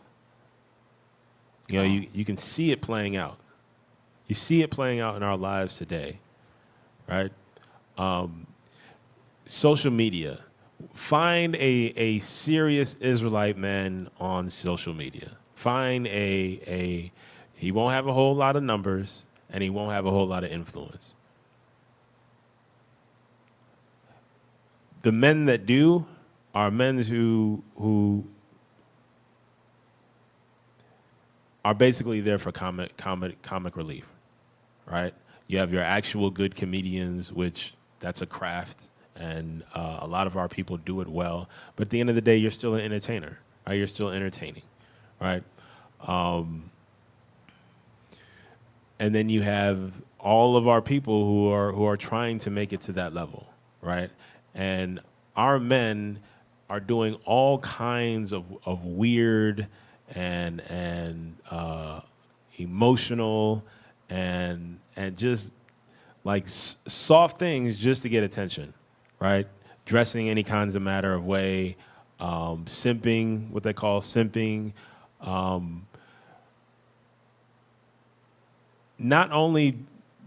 We don't even have to rely on Hollywood anymore, on Hollywood producers to put together entertainment that defiles the man, that defiles the husband. There's so many skits now that's their template. That's what they do, right?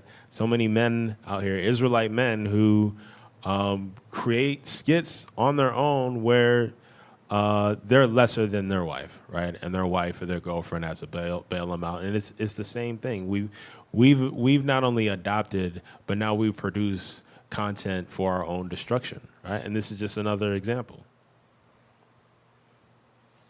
It's not harmless entertainment. It's actually building blocks that are destroying the nation, right? And as we're doing that, the other nations just sitting back and just they're enjoying laughing, it, enjoying and laughing, right? Having a good old time, enjoying their heaven, right? Some more statistics. 63% of youth who die by suicide are from fatherless homes. 71% of high school dropouts come from fatherless homes. 85% of youth in prison grew up without a father in the home. 90% of homeless and runaway children are from fatherless homes. These aren't statistics about bad men. These are statistics about what happens to children when that divine order is broken. The man isn't optional. He was never optional. The Most High built the order that the household needed. Isaiah 4:1.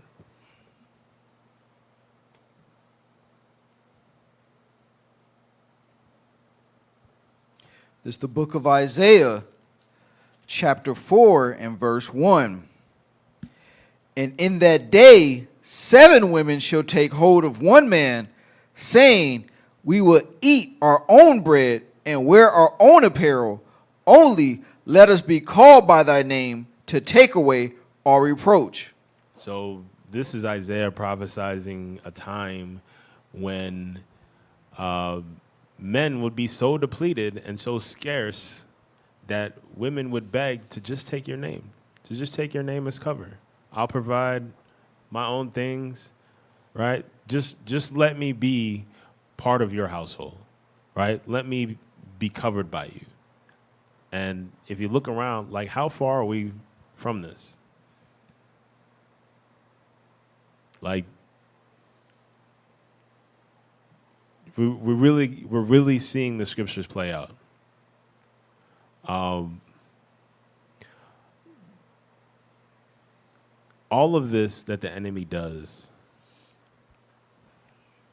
is to ultimately have that influence over our children. It's a war on the children, right? All of these things that they do, right? All of these attacks, all of these tactics, all of these policies, all of these governances, it's all at the end of the day to destroy the children, the actual children that are amongst us and the literal children of Israel. We've walked through slavery, media, feminism, population control, welfare, the dimming of the sons of Zion. And all of this is because we didn't obey the covenant. We broke the covenant. And the price for that broken covenant, the ones who had no say in it at all, is the children. Right? The greatest victims of broken households are the children. The children didn't start the war. The children didn't choose their circumstance. They just inherited the destruction of Malachi 2:15.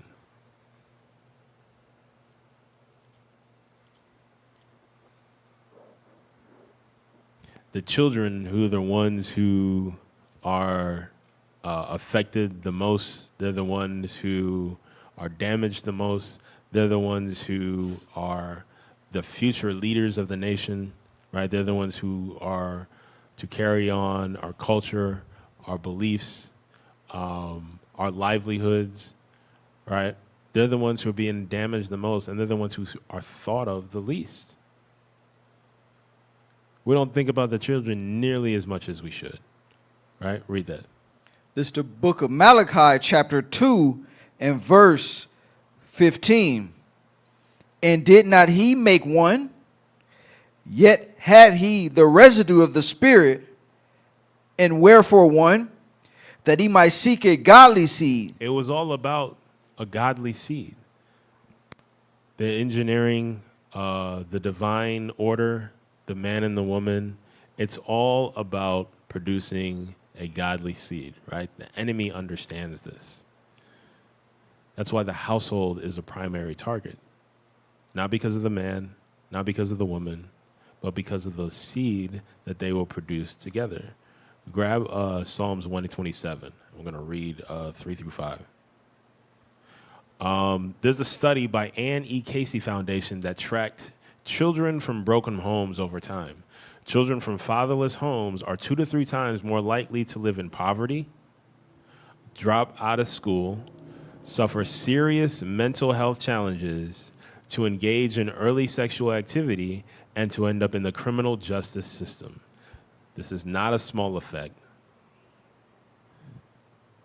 This is a generation being shaped or broken by the presence or absence of the household structure the Most High designed.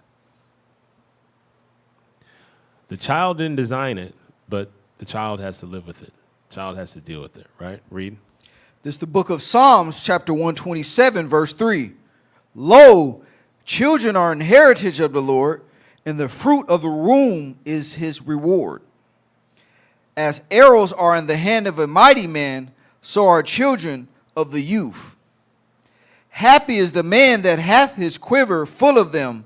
Happy is the man that has his quiver full of children, right? Children, and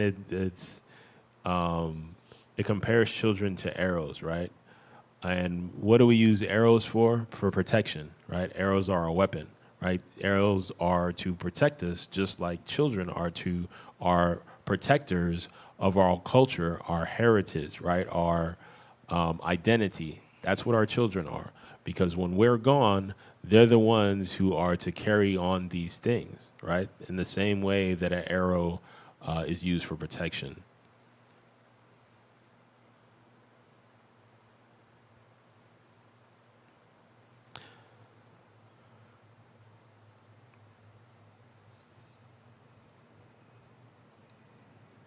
It says, children are a heritage of the Lord, and the fruit of the womb is his reward. As the arrows in the hand of a mighty man, so are children of the youth, right? Happy is a man that hath a quiver full of arrows, a quiver full of children, right? Because children bring joy, children bring happiness. I don't think that there's a man out there who would say that his children do not bring him joy, do not bring him happiness. Certainly until they get to a point where they're rebelling, right? And if they're rebelling, that's likely the father's fault anyways, right? The mother's fault anyways. It's important to remember that, again, it's not about the father, it's not about the mother. The enemy has always been after the seed, right? The seed is the thing that's most important. That's the thing that we need to remember. That's the thing that we need to keep in mind, that the seed of Israel, the children, are the most important thing, right? T says it all the time. Another tactic that they use is division, right? The curse of division. Modern men and women increasingly view each other as enemies. And the enemy, our enemies, could not be more satisfied. Grab Isaiah chapter 3 and verse 5. You can open any social media platform, YouTube, Facebook, Instagram, TikTok, wherever, right? You have entire ecosystems built around gender warfare. You have men's podcasts saying women are broken, materialistic, can't be loyal. Women's podcasts saying men are irresponsible, immature, selfish, and not worth waiting for, right? Hypergamy, red pill, soft life, female delusion. Every one of these content categories is algorithmically rewarded because outrage gets clicks, and clicks make money. These platforms profit while our households suffer. And at the end of the day, our enemies don't care who wins or loses. They're not interested in who wins or loses the argument. They could care less about that. The thing that they care about is ensuring that we continue to be divided, ensuring that we continue to hate each other, ensuring that we don't come together in unity, come together in righteousness, and start to abound. Another tactic, because as you're speaking on division, is the division as far as, biracial relationships. As you see how, it's been promoted, all over through all the different shows. Commercials, social media. I think that's definitely a tactic they've really increased on, separating the Israelite homes. Yeah, and we know how we know how the Most High feels about that, right? I'm laughing because it was just today that I saw. It might have been yesterday. I saw somewhere on social media where it was an older white woman texting in a conversation with a younger white woman, college age, who's basically telling her, I want your life. Teach me how to get your life. Oh, I think I saw that, yeah. Talking about the older woman was married to an athlete, a professional athlete, right? And I guess she's living an extravagant lifestyle. And she's like, girl, it's easy, right? And the funny thing, and the thing that people were tripping on, was at the end of the day, the things that she was telling her to do in order to get this man who's later going to become a professional athlete was basically respect him and treat him with respect, treat him well, right? And make him your desire over everything else. Don't cause him any issues, right? Don't be a headache. Just do his will. And if you do those things, right, maybe he'll take you along the ride, right? She said, girl, it's easy, right? And that's simply what the Bible says. But society goes against that, right? The other nations understand that clearly, right? They not only do they abide by the righteous order within their nation, but they also bring that order to capture our men and women, right? They move with us the same way that they would move more or less with one another, right? And that's how they capture us, because we don't move that way with one another, right? Because we have been conditioned to look at each other as enemies, right? And so even in relationships, even when we're trying to get to know each other, even when we're trying to see if we could have a future together, we don't treat each other with love. We don't treat each other with care. We're selfish, right? Because we've been conditioned to. We still look at each other as enemies, and oftentimes it has disastrous effects, obviously, right? No, I was going to say a big part of that tactic of, separating our men and women is because as our people start getting back to our customs traditions, they know if they tear that apart and we go be with other nations, that'll continue to diminish, Oh, yeah, absolutely, for sure. And that's why the Most High said in the scriptures, don't get the wife or give your sons, the daughters of the other nations, because that would separate them from God because of that heritage and traditions that he gave the children of Israel will be lost. Yeah, absolutely. Absolutely. Scriptures talk about it. Grab 1 Timothy 5 and 8.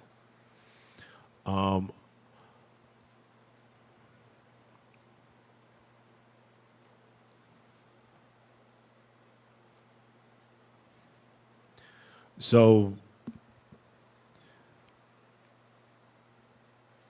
because of the way that that we've been brought up, because of the lack of fathers in the household, strong masculine role models, what ends up happening is a lot of men end up abandoning their responsibilities, which forces a woman to have to step into survival mode, right?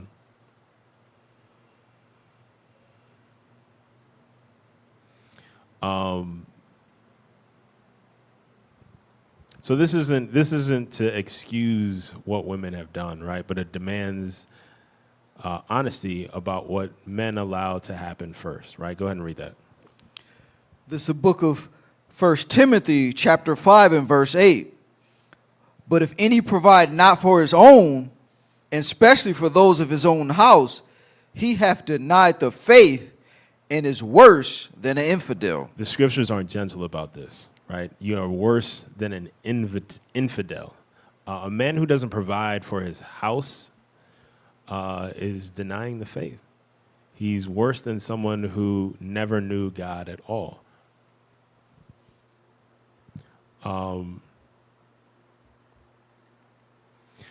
So before we ask why so many women are independent and guarded and don't need a man, we need to ask some harder questions, right? Who left her raising the children alone? Who fathered the baby and then disappeared? Who promised to be there and then chose the streets instead? Who told her he loved her and then broke her trust so many times that she stopped letting anyone in? A woman in survival mode did not become that way randomly. She became that way in response to something. The question is not why she hardened. The question is, what did we do that required her to? Right? Now, this isn't always the situation, but we can't pretend like these situations don't exist, right?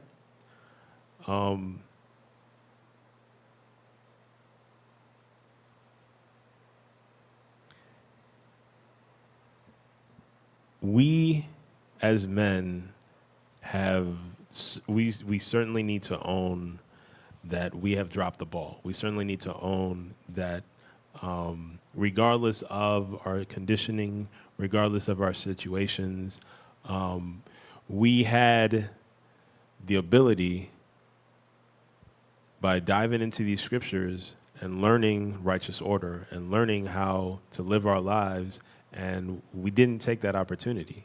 We tried to do it on our own. And because of that, we contributed to the destruction of our nation, right? Again, this definitely isn't a lesson that's totally blaming the women at all, right? It's not blaming the men.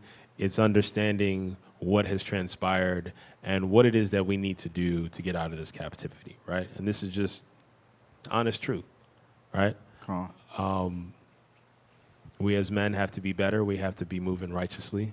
We have to take care of our responsibilities as the providers and as the protectors, right? We don't have the opportunity to bail out when things get difficult. We don't have the opportunity to say, I give up, or I'm just not going to deal with this anymore. All right, we don't have the opportunity to turn our back. We're called to love our wives like Christ loved us. Right? Christ gave his life for us. So our lives should be devoted to honoring the Most High through our marriage, right? And making that work in righteousness. That's what we're called to do, and that's what we should be doing.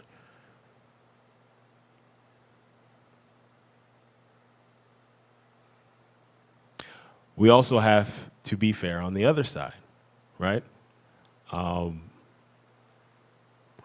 Often there's a dimension to why the male has left that doesn't get acknowledged, right? And it needs to be said.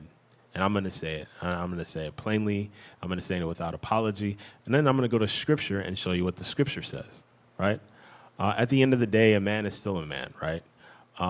Men are biologically and biblically built for a purpose, and that purpose is to lead, to teach, to protect, and provide, right?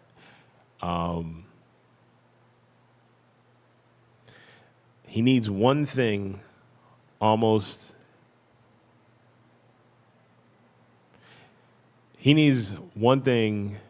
than anything else to be able to fulfill his duties and responsibilities, right? He needs respect, not worship, not blind obedience, but respect. And without it, it becomes increasingly difficult to lead, right? It becomes increasingly more difficult to teach, and it becomes that much more difficult to fulfill his role as a provider, a protector, a cover, a leader, and a teacher, right? How can you lead someone that doesn't want to follow your way? How can you lead someone that doesn't want to be led? How can you teach someone that doesn't want to be taught? How can you protect someone who doesn't want to be protected, right? If you say, hold on, and in their mind, they don't have proper respect for you, and they decide, I don't have to listen to you, and they decide to not hold on, and you're just looking out for them, and now they're in danger, whatever that might be, right? Running out into traffic, whatever it is, right? If the mindset of a wife is, I don't have to respect my husband, I don't have to obey my husband, I don't have to listen to my husband because he's not the kind of man that I feel like he should be, that wife is out of order. That's what the scriptures say. And so, it's not a situation where the man has complete and total control. You know, if he has a wife that doesn't want to be obedient, that's just the case sometimes.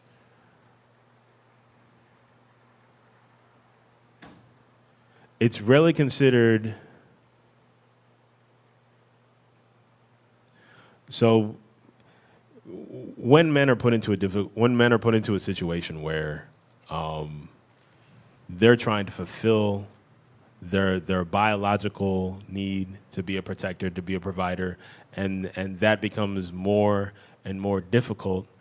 That plays a token on men, right? It weighs heavier and heavier on their esteem.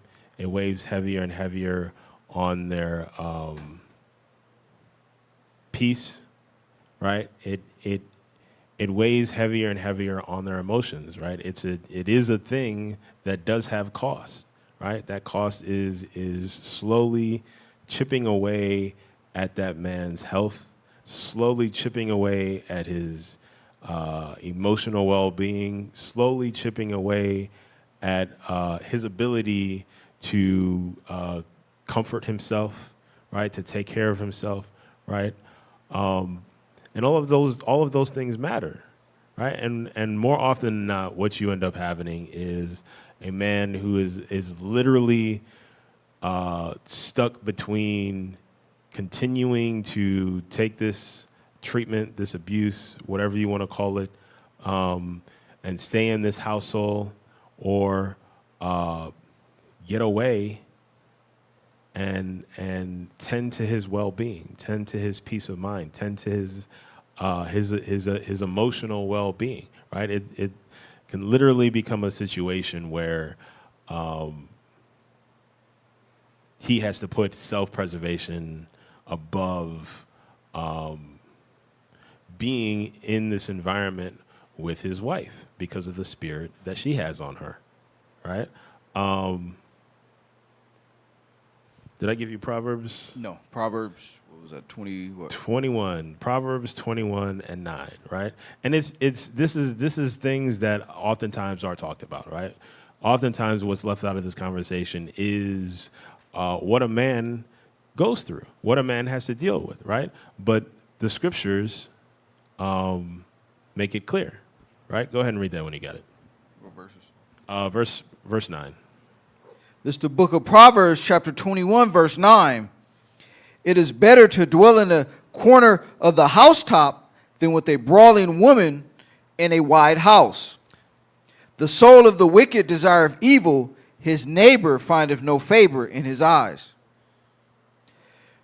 When the scorner is punished, the simple is made wise. So verse 9, better to dwell in the corner of a housetop. Then read that again.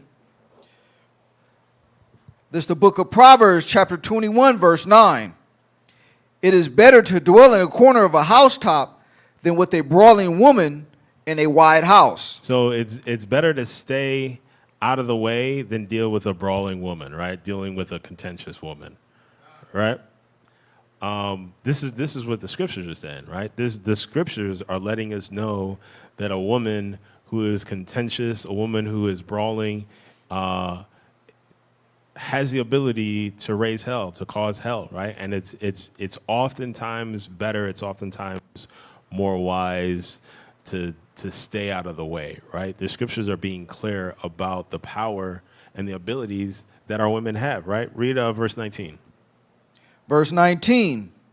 It is better to dwell in the wilderness than with a contentious and angry woman. It's better to dwell in the wilderness than with a contentious and angry woman, right? So we can't have this conversation and not include the spirit and the ability that our women have the ability to get to, right?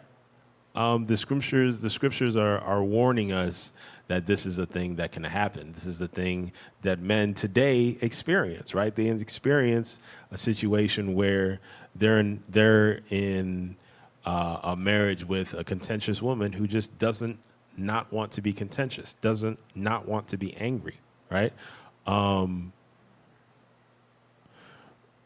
Read Proverbs 27 and 15. This is the book of Proverbs, chapter 27 and verse 15. A continual dropping in a very rainy day and a contentious woman are alike. It's never ending. A contentious woman doesn't stop being contentious, just like the continual dropping in a very rainy day, And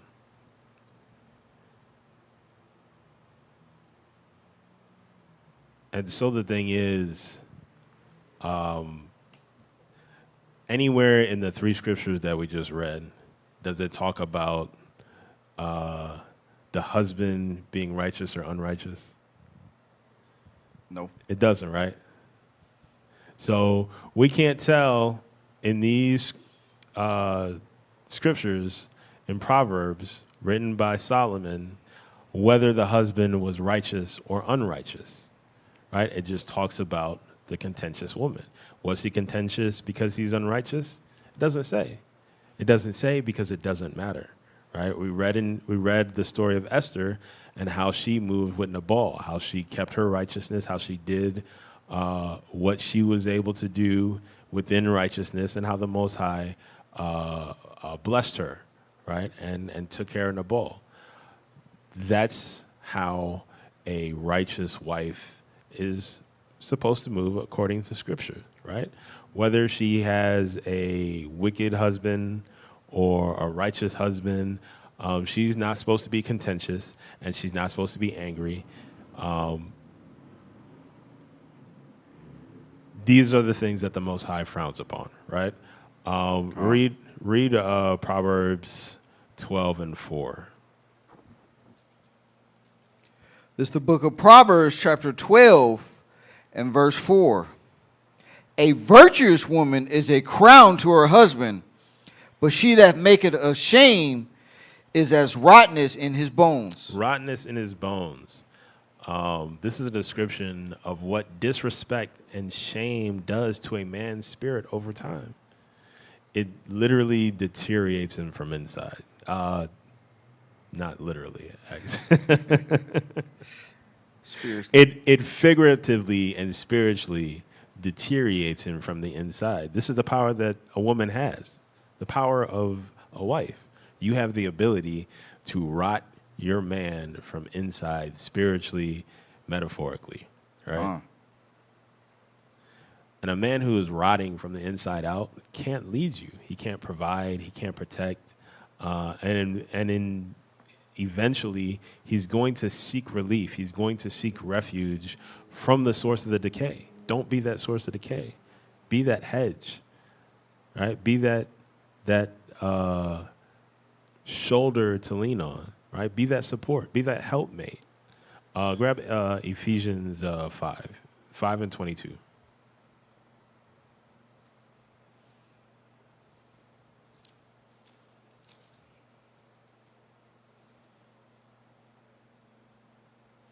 This is the book of Ephesians, chapter 5, and verse 22. I'm sorry, 33. Salakia. Verse 33. Nevertheless, let every one of you in particular so love his wife even as himself, and the wife see that she reverence her husband. So the same passage that commands a husband to love his wife also commands the wife to reverence her husband. Reverence, respect. It's not a suggestion. It's not if you feel like he deserves it.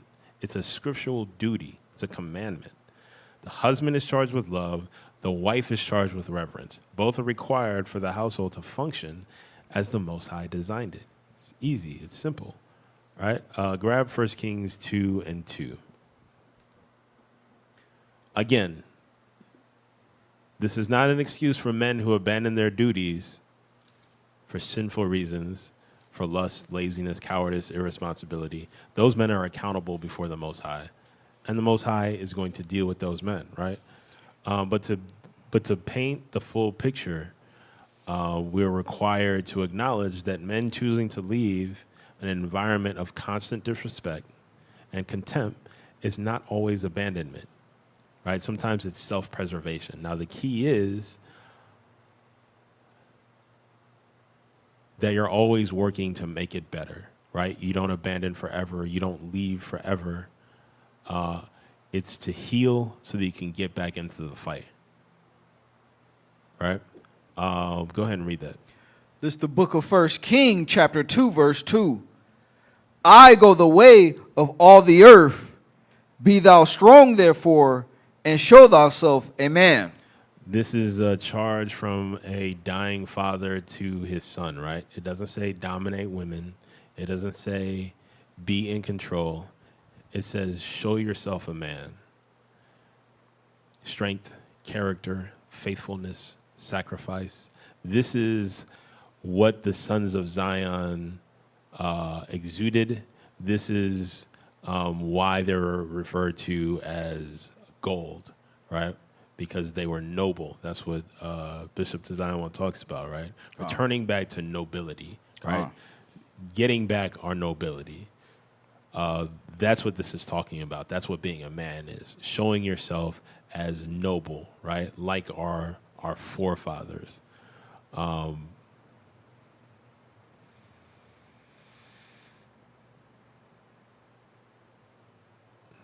So we have to make sure that when we're having that conversation, we're having it for both sides, right? And we're having it a balanced and fair conversation, right? So what do you say for, you have the women that's being righteous, but they're they're showing reverence to their husband, but he's still being wicked and being unjust. What do you say for them? And they say they still, I'm still, holding on and doing what I'm supposed to do, but trusting in the Most High. What do you say for that? You gotta keep doing it, right? Because at the end of the day, the Most High is in control, and He has you in that situation for a reason, right? As long as He's not being physically abusive, as long as He's not putting you in a dangerous or harmful position, as long as He's not forcing you to sin, you continue to endure. And the Most High is testing you, or He's punishing you, but either way, you're deserving of it, right? And either way, He's going to reward you based on whatever your works are. If your works are good, if your works are righteous, then you're going to be rewarded righteously. And if your works aren't, then you're also going to be rewarded in so kind. Right, and so at the end of the day, the answer is to continue to endure. Then also, a key is getting with a righteous body that has a righteous absolutely. leadership, because they'll hold that man accountable. When you have the councils, and if he takes heed to it, definitely that reverence will play out. Absolutely. I need to move quickly through this last few parts. So at the end of the day, right, the chapter is, or the lesson is women, the key to salvation, right? Women are the key to our restoration, our salvation.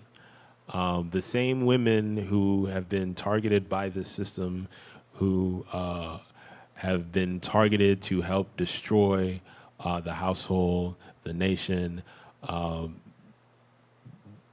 these women can now use their influence and turn the nation from hurting, from destruction to healing. Right? They just the enemy understands that women hold the power to restoring the kingdom, and it's now important that we also have and move with that understanding. Right? Women are key to restoring the kingdom, right? Think about what happens when a household, think about what happens in a household when a mother changes, right? When a mother decides that, all right, I'm going to move in righteousness from this point on, right? When she stops watching destructive media, when she starts praying with her children instead of arguing with them, when she speaks life over her husband instead of contempt, when she teaches her daughter that submission is not weakness and her son that responsibility is not optional, the whole household shifts, right? Children feels it, husband feels it. Even the people that are around them, the neighbors, other congregants, they pick up, they notice, right? The spirit around them, the aura around the whole family shifts and changes, right? I say this because women are not passive in this experience, right? Women are not simply bystanders or simply passengers, right? Women have power. Women have force. Women have the ability to help restore the nation, to help restore our culture, our heritage, our identity. And we need to have this understanding. We need to be moving as such, right? Go to read Proverbs 31 and 10.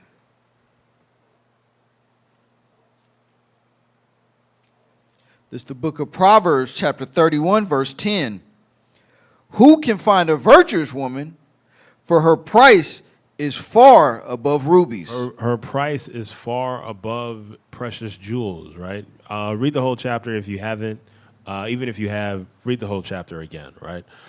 It basically shows that a woman's role is not a passive role, right? She wakes early, she runs her business, she buys land, she takes care of her household, she teaches with wisdom, she gives to the poor, her children call her blessed, and her husband praises her. When have we ever experienced a household like this growing up in our communities? You know, when have you ever experienced children, your classmates, who praise their mother, right? Who call their mother blessed and praise their fathers, right? We didn't experience this kind of thing in our communities, right? But that doesn't mean that we can't get back to that, right? And this is the power that the women have. This is the power that the mothers have, the wives have, right? 1 Peter 3 and 1.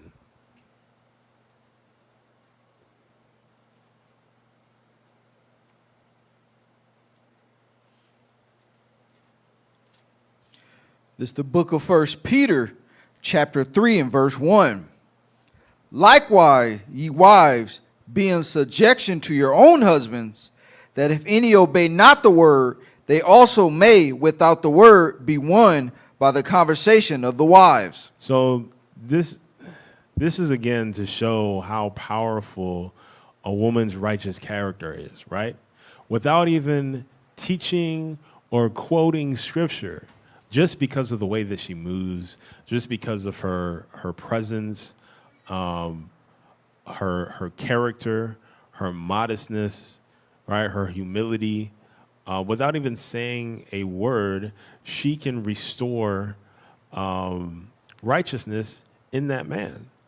That's a type of spiritual authority that I don't think that women really understand that they have, right? Without saying a word, right, with just the way that you move with your husband, you can restore righteousness in him. That's powerful. But that's because the world is made as a sign of weakness. Yeah. We didn't know, both the man and the women didn't have lost the knowledge of the power that the woman holds, right? We've lost the knowledge of the power that we hold, and we're trying to get back to that. And the avenue to that is keeping these commandments. Restoration, this is what restoration will actually look like, right? It'll look like women rejecting the conditioning, right? Rejecting all of these tactics that we went through, that the enemy uses against us. It looks like women who are seeking the kingdom for the commandments, who are seeking wisdom from the commandments, who are honoring the family structure. That means putting your feelings aside and getting back in there and fighting in righteousness. That means teaching your children who they are according to these scriptures. It means that you actively have to be looking to build peace in your home, right? Peace is not a byproduct. Peace is something that you actually have to work towards, right? You actually have to have a mind to achieve. And you do all of these things not because you have to, but that you understand what's at stake. You understand that salvation, our salvation, lies on your shoulders just as much as it lies on the men's shoulder, right? And on the children's shoulder.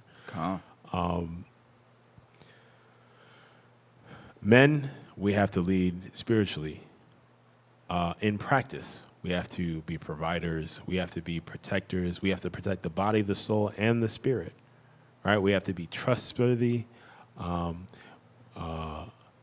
We have to be the models of our righteous forefathers that were golden, and be the men that our women actually want to follow, right? And we have to stop. We have to stop viewing each other as enemies, right?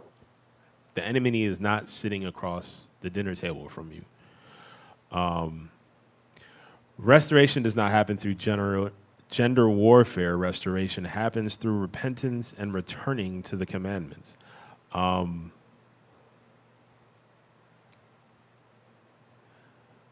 Grab Deuteronomy 21 and 15. So if we're talking about building a kingdom and we're talking about being kingdom-minded, then we have to talk about polygyny. If we are genuinely trying to build a righteous nation, a nation of law keepers, an army to restore Israel, then we have to be willing to have the conversation that is oftentimes uncomfortable. That is one of the biggest touch points in the Israel community, right? The Torah doesn't apologize for what it permits, and neither should we. The Torah doesn't permit polygyny for the Israelite man. Never, not once. In fact, it's regulated. That means that it's governed in righteousness, right? That means that it is something that we are permitted to do, right? Never at any point ever was it unlawful in righteousness. Go ahead and read that. This is the book of Deuteronomy, chapter 21, verse 15. If a man have two wives, one beloved and another hated, and they have been born him children, both the beloved and the hated, and if the firstborn son be hers that was hated, then it shall be when he maketh his sons to inherit that which he hath, that he may not make the son of the beloved firstborn before the son of the hated, which is indeed firstborn. Grab Exodus 21 and 10. So what you'll notice here is that it doesn't say you shall not have two wives. It doesn't say that you shouldn't have multiple wives. What it says is, if you're going to do this, then this is how you go about doing it, right? It's a commandment. It's a regulation. You can't do it any kind of way. You have to make sure that you're doing it in righteousness, or don't do it at all, right? Go ahead and read that. This is the book of Exodus, chapter 21, verse 10. If he take him another wife, her food, her raiment, and her duty of marriage shall he not diminish. And this is, again, another commandment, right? There are regulations and rules to how you go about having multiple wives. And one of those rules are you cannot diminish from the first, right? You can't, if you don't have the resources to take care of a second wife and more wives with the same love and care and attention that you do for that first wife, then you don't need another wife. Then you shouldn't be pursuing another wife. You should be continuing to build with the wife that you have.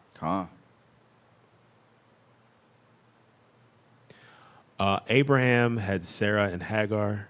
Jacob had Leah and Rachel, Bilhah and Zilpah.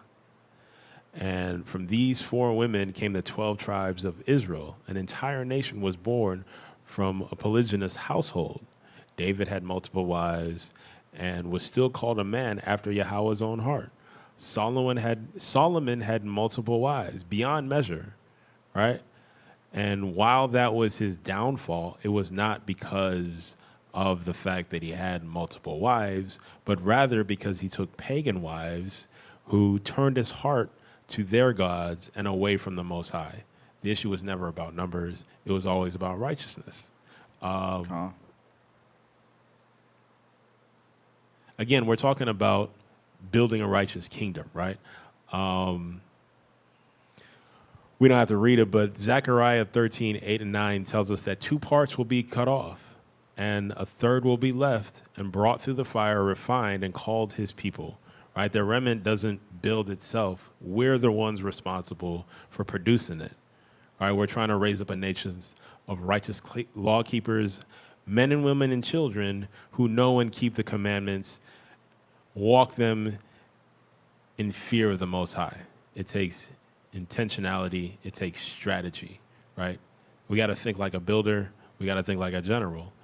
Any force that needs to grow quickly doesn't slow itself down unnecessarily. And the biological reality of how the Most High designed men and women speaks directly to this.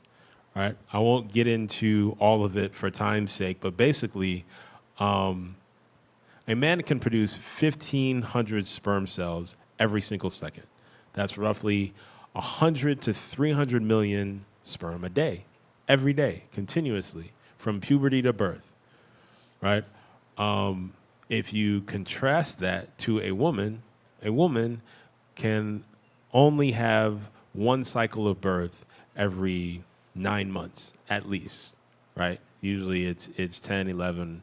Lawfully, it's longer, right? Because there's a period that you have to wait before trying again. A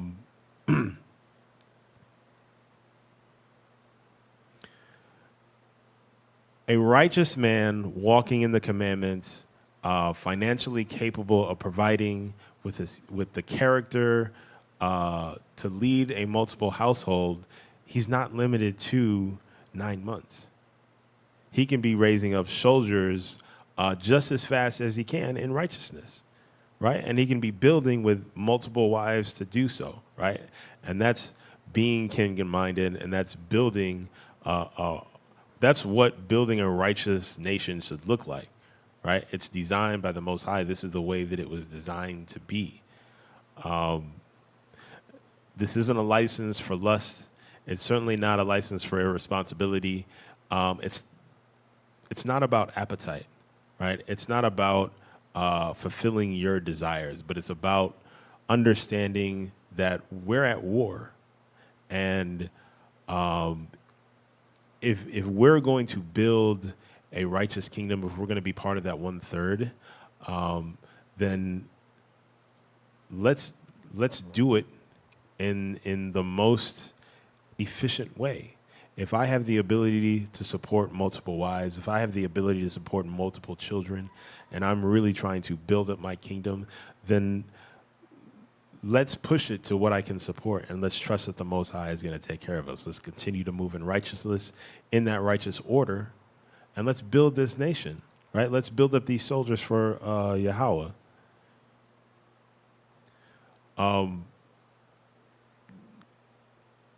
This is mocked in the world. The church will call it sin. Government says it's illegal. But we don't answer to a church system. We answer to the Torah. We answer to this Bible. And this Bible said that it's permitted. The Bible gave ordinances on how to go about it. It's regulated, right? There's a significant difference between regulation and prohibition. And this isn't prohibited, it's regulated. It's governed, and it's lawful, right? So there's no reason to debate about it. It's right here in the scriptures. If we're going to be restored, it requires repentance, right? It's not, there's no candidate, no political candidate is going to get us there. No social program is going to save us. The scriptures say that we're not going to be saved by anything other than keeping these commandments, right? The only thing that has ever fully healed Israel is when we've returned back to keeping the commandments. Why would that be different today? Come on. Grab a second. Yeah, I got it. Get there. Let me read this real quick. Every generation has looked for a political savior, right? Every generation has put hope in a candidate, a movement, a policy change. And every generation has found the same result: partial relief, temporary momentum, and then the same broken households when the excitement fades. because you can't legislate righteousness. You can't pass a law that makes a wife reverence her husband. You can't pass a law that makes a father stay. You can't vote your way into obedience to the Most High. The judges tried it. The kings tried it. None of it worked without repentance as the foundation. Go ahead and read. This is the book of 2 Chronicles, chapter 7, verse 14. If my people, which are called by my name, shall humble themselves and pray and seek my face and turn from their wicked ways. That's 4 things, right? Humble yourself, pray, seek his face, and turn from wickedness. What happens? Then will I hear from heaven and will forgive their sin and will heal their land. So it's not a hashtag. It's not a conference. It's not a political movement. It's righteousness. And it has never expired. Grab Baruch 4:1.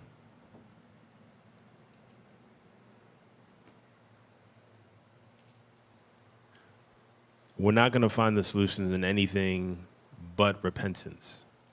That's it. That's the only thing that's going to save Israel. That's the only thing that has ever saved Israel.